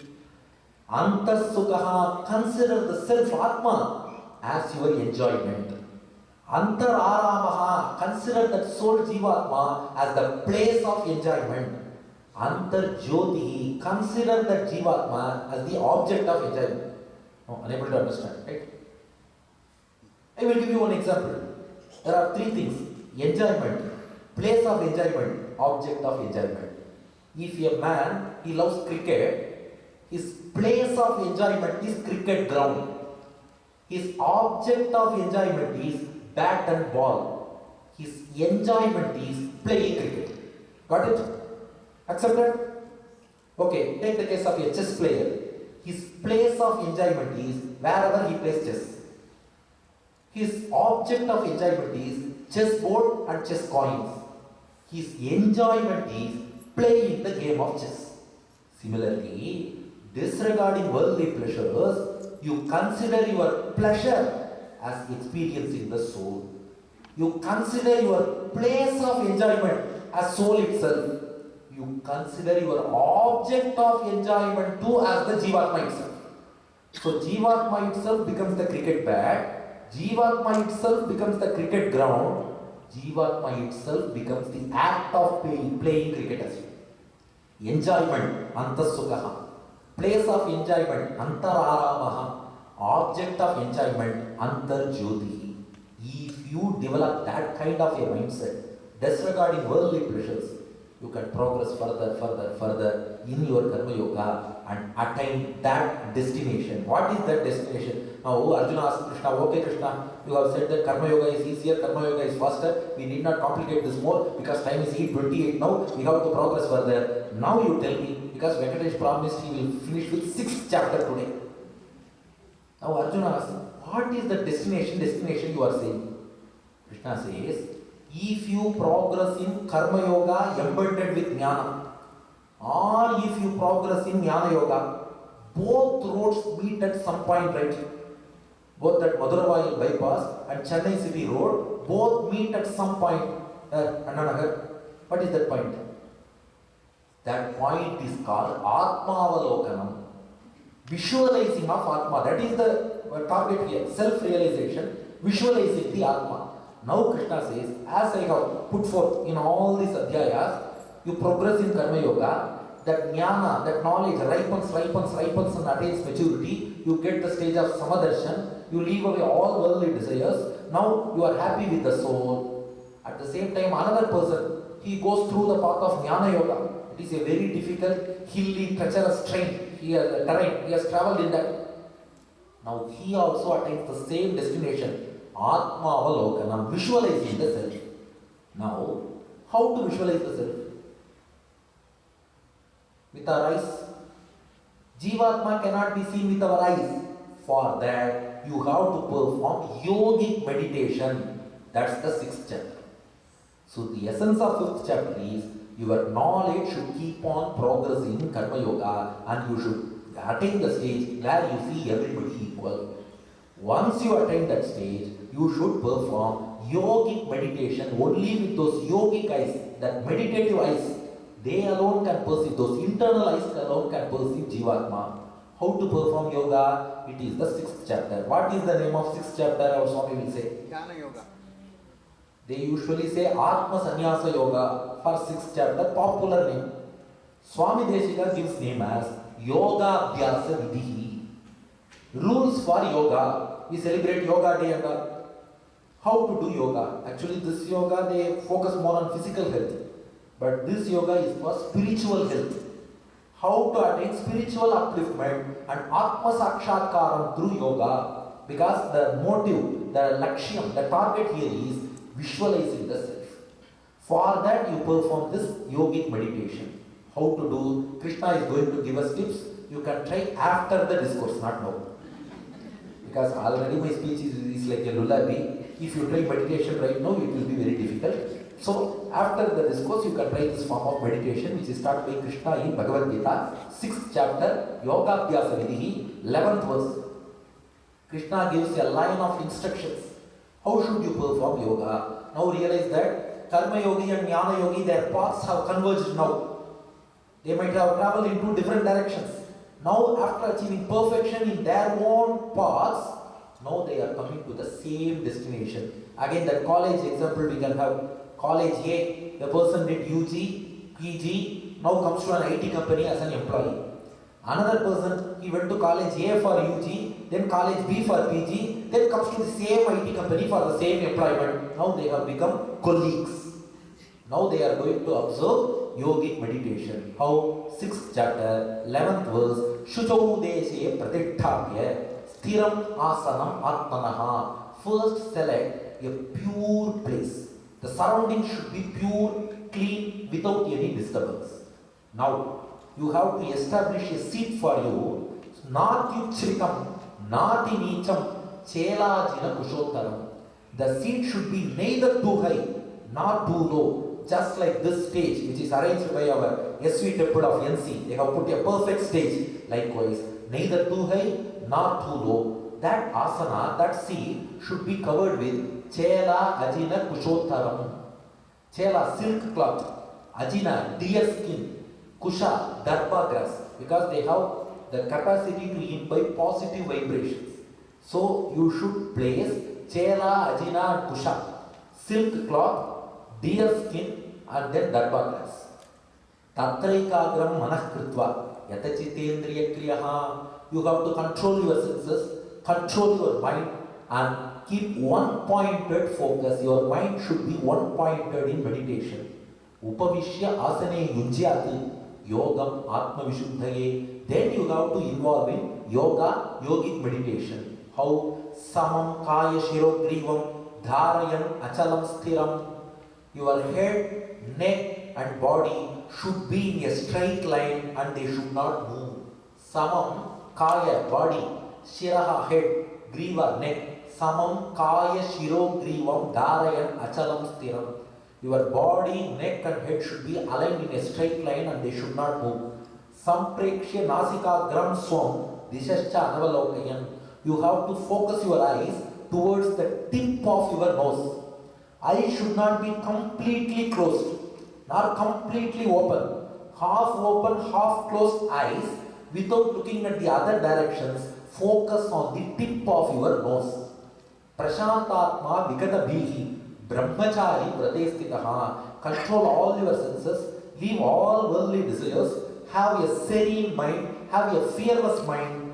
Manas sanyamya manchitaha yukta asita matparaha. Meditate on the divine form of the Lord who is stationed with a thumb-sized form in front of the tip of your nose. Angutta matra purusha. Thumb-sized form of the Lord is dwelling in the tip of your nose. Our Chris Shrikant, while giving IPL commentary, he used to say, Mookumela Raja. This is the true Mookumela Raja. In the tip of your nose, thumb-sized Bhagavan, he is stationed. So, you establish a seat which is neither too high nor too low, consisting of silk cloth, deer skin, darba grass in a pure place. You control your mind, make it one-pointed, control your senses and then engage in meditation.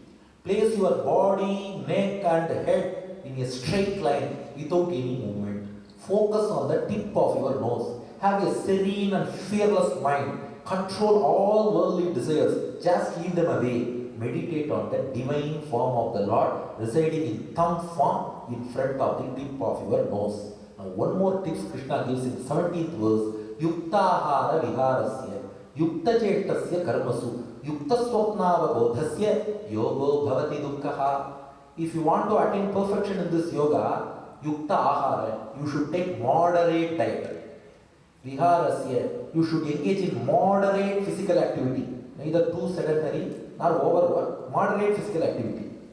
Yukta Chetasya Karmasu, moderate exertion for your duties, for your work.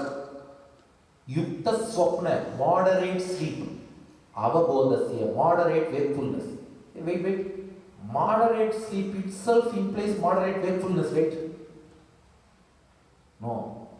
Some people will be sleeping even when we think they are awake. Like in upanishads. In Cary they listen, in other places. They start sleeping. So your sleep should be moderate, wakefulness also should be moderate. One doctor from your own USA came to our Bharat for a conference on cardiology. She quoted this verse and said, you Indians, had you followed this one verse in Bhagavad Gita, India would not have become the headquarters of diabetes. Because if you follow these 5 things, you won't get diabetes at all. One person started following my discourse on the forwarding in WhatsApp. He wrote, this person has found a shloka. If you chant that shloka, diabetes will not come. I didn't say so. I said, follow that shloka, diabetes will not come. In WhatsApp, we started forwarding. This doctor has suggested one shloka. Who are all diabetics? You chant this shloka, diabetes will go. This is the problem with WhatsApp forward. In Krishna's feeds, they conducted a program, Salute to Mothers. My mother was honored. Mothers of celebrities were honored. They mistook me as a celebrity and called my mother too. They honored my mother. They asked me to give a speech on my mother. I gave a speech. I told the people. I was speaking along with my friends about spiritual topics. My mother listened to it. She then went to a temple and requested the Archaka priest. My son is speaking about spiritual matters. Can he speak on stage?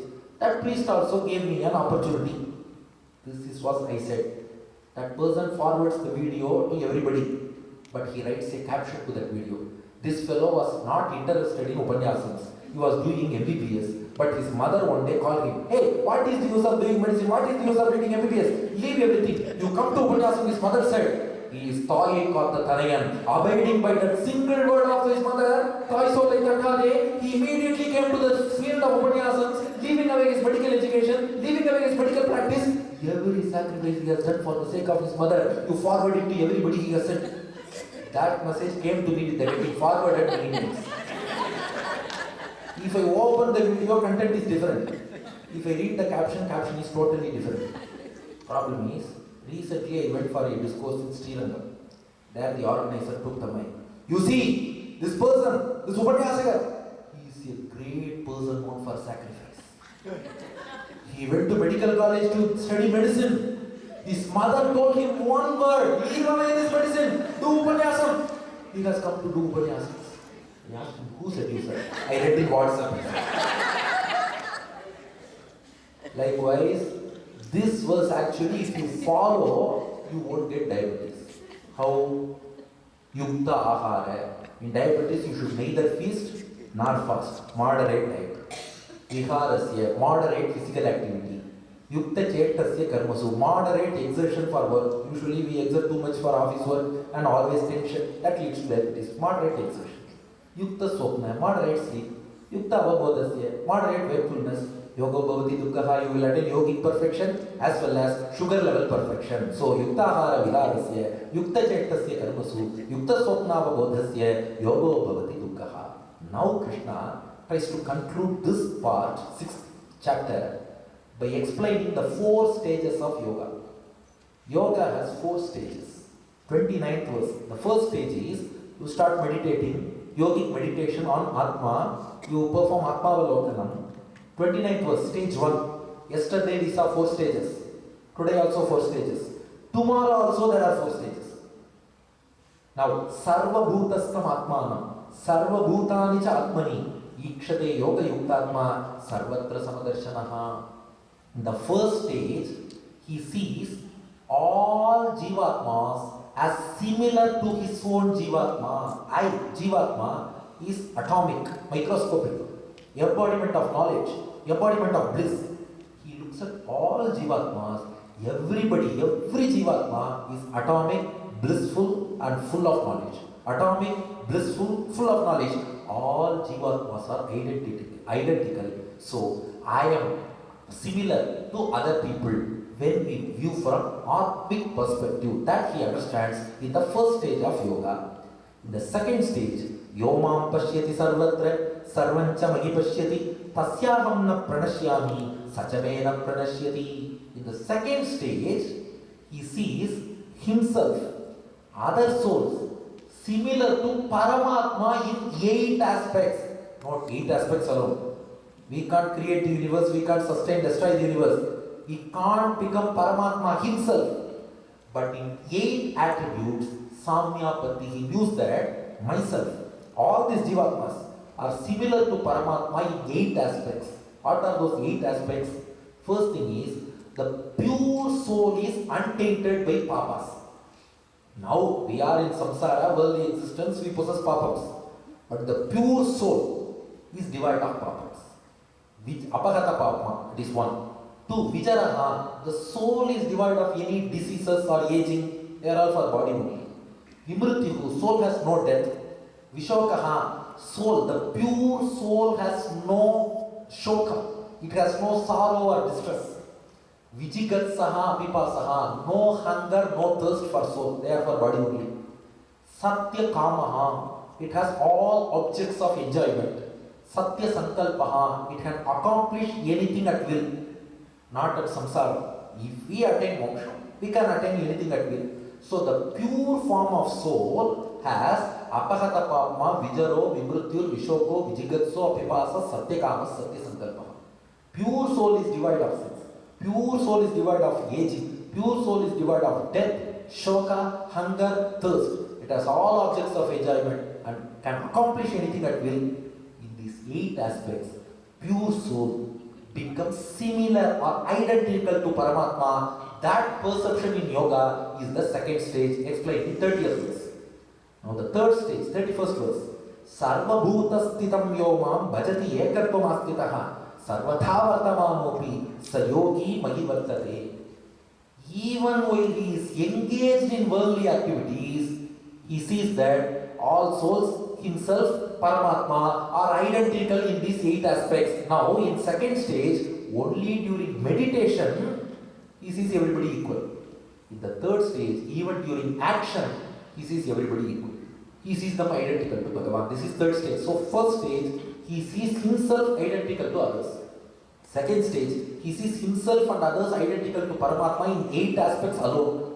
Third stage, he gets that perception not only in meditation but even in action. Now the fourth stage, 32nd verse, Atmaupamyena sarvatra samam pashyati Arjuna sukham va yadi va dukkham sa yogi paramo mataha. The final fourth stage is when he develops empathy. There is difference between sympathy and empathy. Empathy means feeling others' happiness or sorrows as if happening to himself. A yogi should develop that empathy to attain the final stage. If another person suffers, he should feel sad to see him suffer. If another person is happy, he should feel happy. If he develops that empathy, because just merely saying, oh, I am identical to everybody, he is also a soul, I am also a soul, that's not enough. You should be able to feel their pleasures and pains as if happening to you. If you develop that empathy, that is the perfection of yoga. With that, Krishna says, Arjuna, these are the 4 stages of yoga. At the 4th stage, you will develop that empathy. Arjuna said, Krishna, before concluding, I have one question. Oh, before your Q&A session, Arjuna has one question. If some person, he practices yoga for some time, attains some sort of perfection, not fully perfect, suddenly abandons yoga and indulges in worldly activities, just like Jadabharata. He looked at a deer, he fell for that deer, and then he left out Bhagavan. If a person leaves or abandons yoga in the middle, what will happen to him? Whether he will go to Swarga, he will go to Naraka, he will attain moksha, what will happen? No, Krishna replies, 40th verse, Parthanaivedanamutra, Vinashastasya vidyate, nahi kalyana kritkashchid, durgatim tata gacchati. Very important verse, Krishna says, anybody who has done any good thing will not perish. I won't allow him to perish. He won't take birth in heaven or hell or any other place. Rather, I have a separate pathway for him. That is called Yoga Bretta. One who has suddenly fallen down from yoga, Yoga Bretta. Krishna says, 41st verse, Prapya Punyakritan Lokan, Ushitva Shashwati Samaha, Shuchinam Srimatam Gehe, Yoga Bretto Bijayate. If he had abandoned yoga in the initial stages, if he has abandoned yoga in initial stages, most probably he would have abandoned due to material desires. In the initial stage, material pressures attract. So he might have abandoned. In that case, I will give him next birth in a rich family to enjoy material pressures. No, let him enjoy it for some time. After that enjoyment, I will ensure that he turns towards yoga and starts performing yoga and attains perfection. You wanted material pressures? Okay, enjoy for some time. And then I will turn his mind towards yoga and ensure that he attains perfection. Now, second case, if a person has progressed to a considerable limit in yoga and then fallen down, what is his case? 42nd verse, Athava yoginam yoga, kule magati bhimatam, etati durlabhadaram, loke janma yadi drisham. If he has fallen down after reaching an advanced stage of yoga, then what I will do is, I will give him a birth in the family of yogis. His family situation will be conducive for yoga.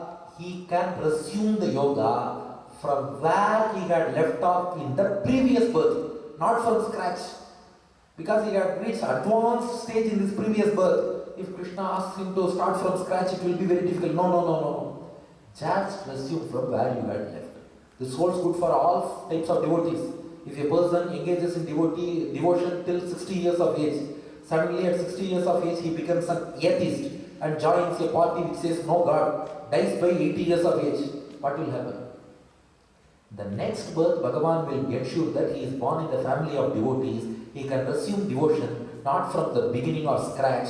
He has performed devotion till 60 years of age. Just resume from that point. Take the example of the game Super Mario.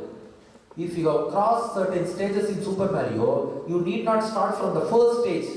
You can resume from that stage itself. Similarly, if you write the exam, if you get 30 marks and get failed in the exam, you should write an attempt exam. A person wrote attempt exam. Again he scored same 30 marks.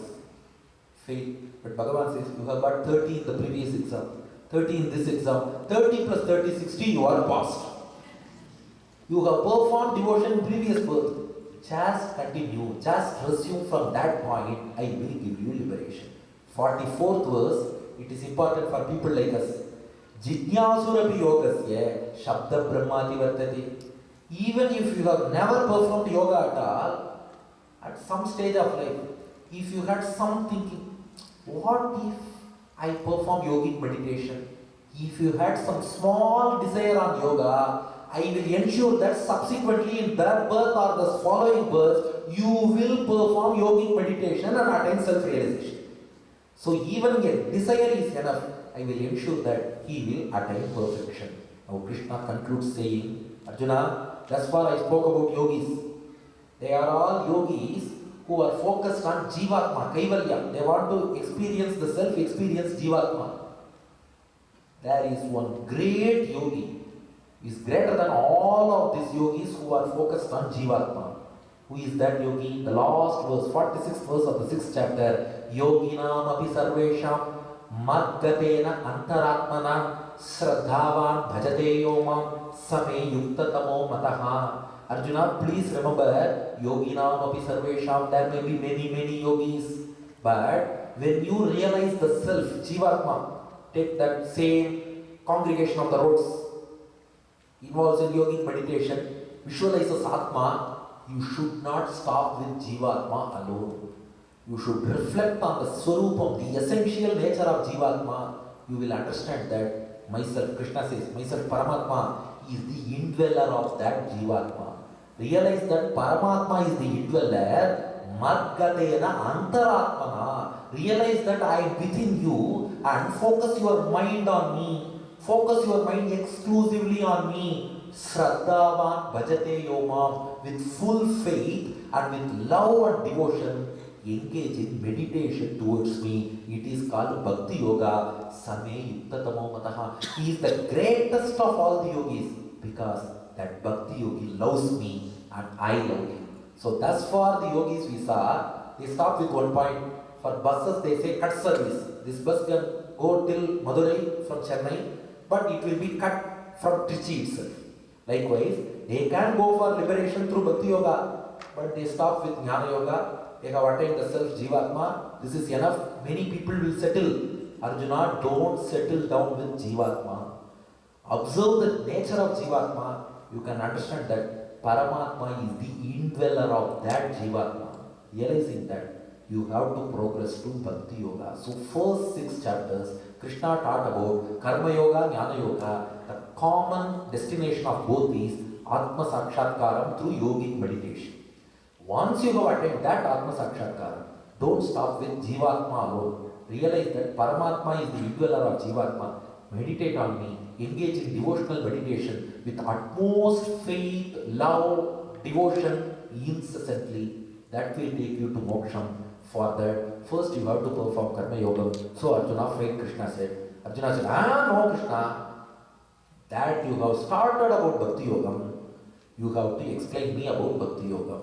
So the next 6 chapters, 7 to 12, will focus on Bhakti Yoga. We will entirely immerse ourselves in the nectar of Bhakti, those 6 adhyayas. Tomorrow will be a total enjoyment of Bhakti Yoga, which Krishna is going to teach Arjuna. Just the stage is set right now, because yesterday we saw only 2 chapters, today 4 chapters, tomorrow 6 chapters. So please remember the stage right now. Krishna says, after having Atma Sakshatkaram, don't settle down. Realize that Paramatma is within Jivatma. So after Karma Yoga or Jnana Yoga, after attaining that Atma Sakshatkaram, you should progress towards Bhakti Yoga to attain true liberation. How to practice Bhakti Yoga? So initially for Bhakti Yoga, you should have attained success in Jnana Karma Yogas. Then only you can progress to Bhakti Yoga. How to progress and how to prosper and how to achieve success in Bhakti Yoga will be discussed right here tomorrow, same time, in the same place. I request you all to come in large numbers and attend the discourse tomorrow. Thank you. Srimad Ramanujau Vande, Gita Tadbhashya Dayinau, Vamshalankrita Hastabjau, Goda Naga Sahodara.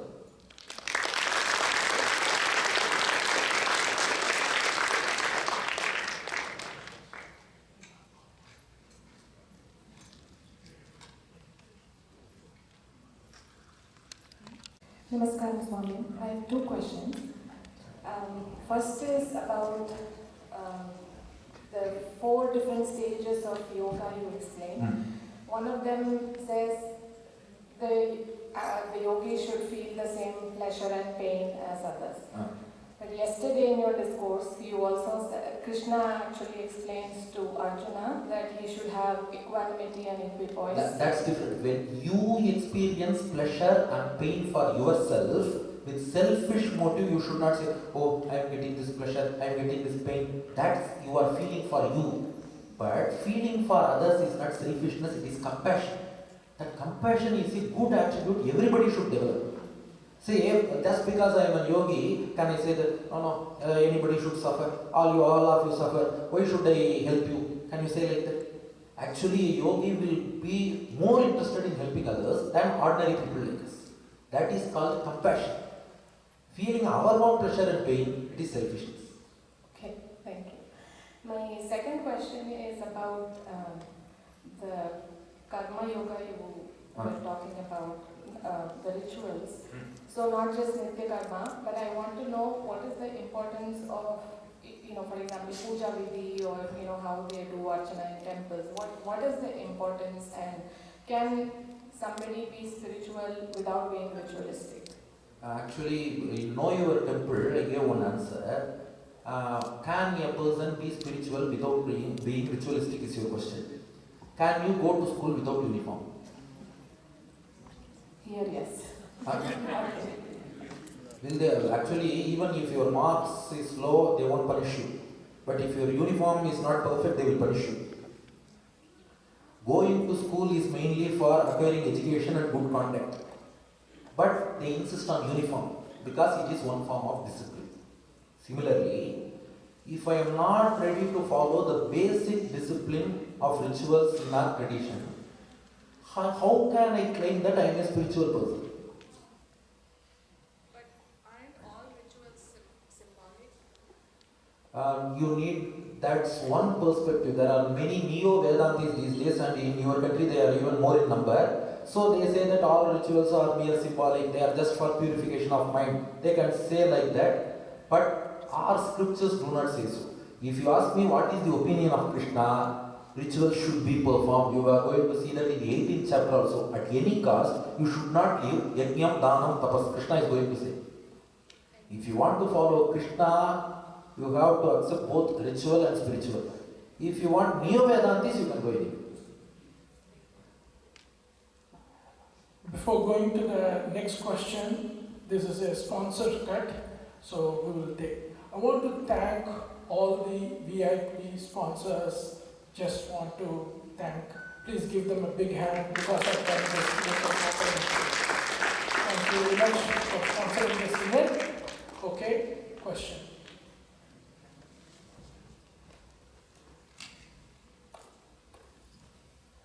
Again, namaskar. Thank you for that formula, the ancient formula for leading a healthy life. So my question is this.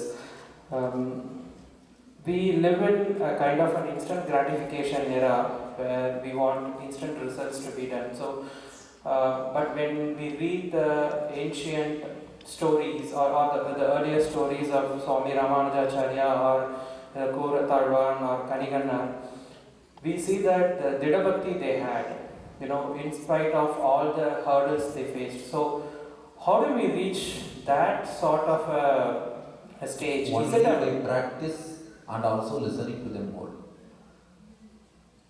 திரும்ப திரும்ப அவளை பற்றி கேட்கணும், அந்த mind set இருக்கும்.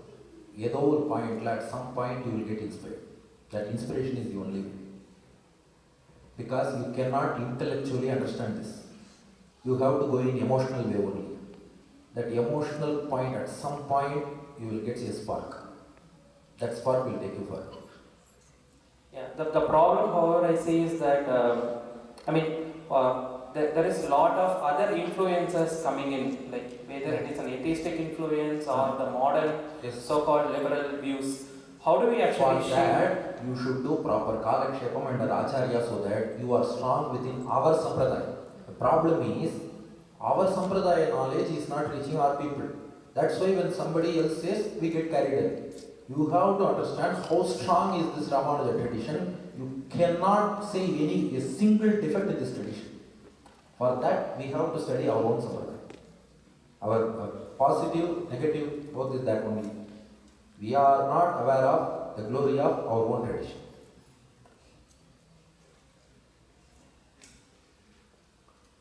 Namaskaram. Thank you for these lectures, very enlightening. Thank you. I want to take a little step back on the solemn Memorial Day. Interestingly, we are talking about the war. And people amongst us who actually visited war memorials would know that most of the people who die in these wars are young, 18, 20, 25-year-olds whose life is ahead of them. So I'm having a little difficulty coming back to the root of this Kurukshetra war. What started out as a dynastic conflict suddenly mushroomed into something so big. Actually, Krishna is the mastermind behind, because at that time, Bhumi Bhara, burden of earth was so much. So Krishna conducted this epic battle to ensure that all people who are burdened to this earth get destroyed and Bhumi Bharam is restored. So many innocents. Context is different. Okay. It is not an ordinary war. It was planned by Krishna, it was executed by Krishna. Okay. It is not like these martyrs, this war, this is different. These are due to personal vendetta of somebody else.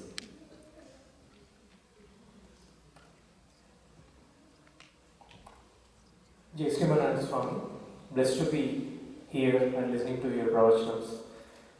You said that we should see everyone equally, and specifically you said that we should see everyone as joyful souls to attain Jnana Yoga.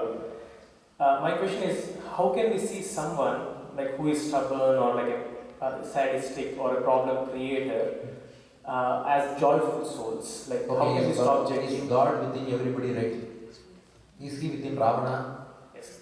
Yes. Then how should you view Ravana? You should respect God within Ravana, but you should not respect Ravana as a person. Similarly, you should see that as soul, he is identical to me. As a person, he is stubborn, wrong, whatever it is. As a person, how to treat him, you treat him. As a soul, how to treat him, you treat him. Prahlada fell at the feet of Hiranyakashipu. Why? Because he is father. I will give respect to my father. Same Hiranyakashipu asked Prahlada, I am God. No, I won't worship you, he said. I worship him as father. You won't worship him as God. Thank you.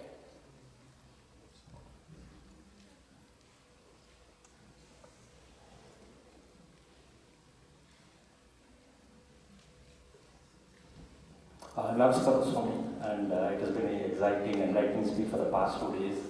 And just like Arjuna had a lot of doubts, after hearing I have a lot of questions too, but in the interest of the time I have some 2 questions. One is based on yesterday, I mean, we have talked about in the religious books also, like body, mind, soul and consciousness. So all 3, but sometimes it's so confusing to understand. That is a psychology book. So I just want to understand your perspective, how to understand that. As per tradition or spiritual texts, we speak about Paramatma, Jivatma, Achit. Tattvatrayam is insentient matter, sentient Jivatmas, and then super soul Paramatma. Psychiatrists have one consciousness, ID, ego, superego, mind, and all these things. If you go by psychiatric route, you can attain some sort of mental peace. If you go by spiritual route, you can attain the bliss of spiritual experience. Thank you. And another question is, now usually we talk about Maya, illusion, all those things. Is it still in this world we are still Maya world or is it real world? In our Shastras, nowhere it is mentioned that world is Maya. But certain traditions within Sanatana Dharma hold that world is Maya. Buddhism also says world is illusion. Just like you see a mirage. Likewise, world is also just a mirage. Just you see the presence of a snake on a rope in darkness, they feel that there is nothing, you are perceiving something which is illusionary. But great acharyas like Ramanuja or such people, they have not accepted this and they have refuted this argument as well using valid points. Thank you so much.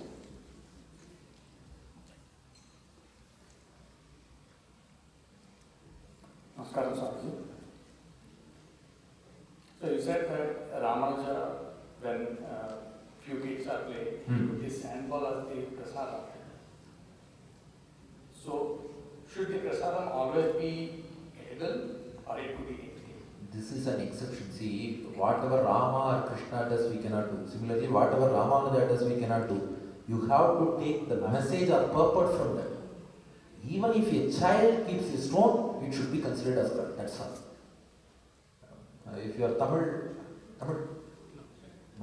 in Tamil we say Paul Pondra, milk like face.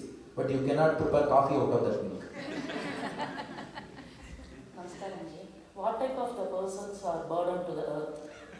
People with evil intentions. Okay, thank you. Last question, Namaskaram, Swami. I have a question about chapter 6. So you explained the ways to do the meditation, right? And then from tomorrow we are moving to the Bhakti Yoga. So in Bhakti Yoga, will you be explaining about from what age we should start the meditation and how long do we need to do the meditation? If you are going to do Bhakti Yoga as a sadhana or as a way to attain liberation, it involves a series of lots and lots of steps. First the person has to undergo samskaras and then he has to learn the Vedas and then perform Karma Yoga, integrate Jnana within Karma Yoga, attain some maturity, perform Yoga, then progress to Atma Sakshatkara, then Bhakti Yoga. Immediately that meditation will not be possible. But take our case, Bhagavan has shown us another way by the end of the 18th chapter. If you are going by that way, you can meditate to enjoy Bhagavan. We are not doing it as a means to attain, rather He will bless us with moksha. Just for enjoyment, spiritual enjoyment, you can meditate. For that, no age, no nothing. At any age, no age limit, upper limit, lower limit, nothing. Any person can enjoy the divine attributes of Bhagavan. Thank you very much. Okay, thank you. Okay. Dr. Balak. My ENT 4 hours time is also. Thank you very much for the lectures. I have one question based on your comment just now about Ravana. You don't see Ravana. I can't repeat what you said, but what I'm saying is we all see Ravanas and Duryodanas in our life every single day. Which part of Bhagavad Gita will help us deal with those people? Because all of us are dealing with that every day. And how do we use Bhagavad 16th Gita? chapter, 17th verse will help you. Because Krishna says, you need not deal with them, I will push them to hell. But we are seeing them every day in our life. You are seeing them because they are also part and parcel of your life.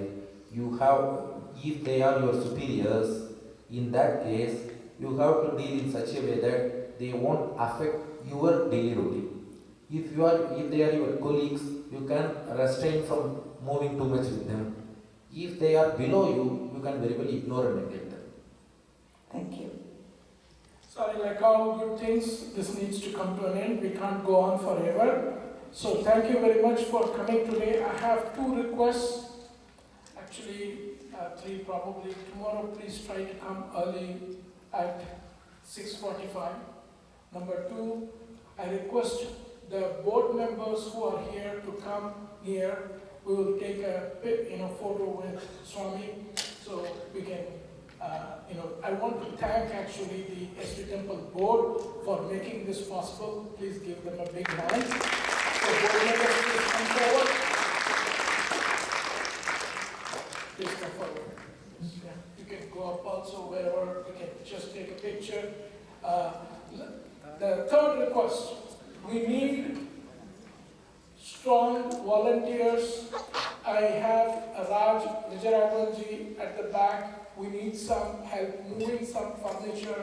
If you can give some hand, it will be of great value. Those who have come on VIP or paid for the snacks are there. Help yourself. We need a little bit of help. So please work with Raj Vijayaraghwanji. I request the board members to come here. Then the VIPs who have not taken pictures yet.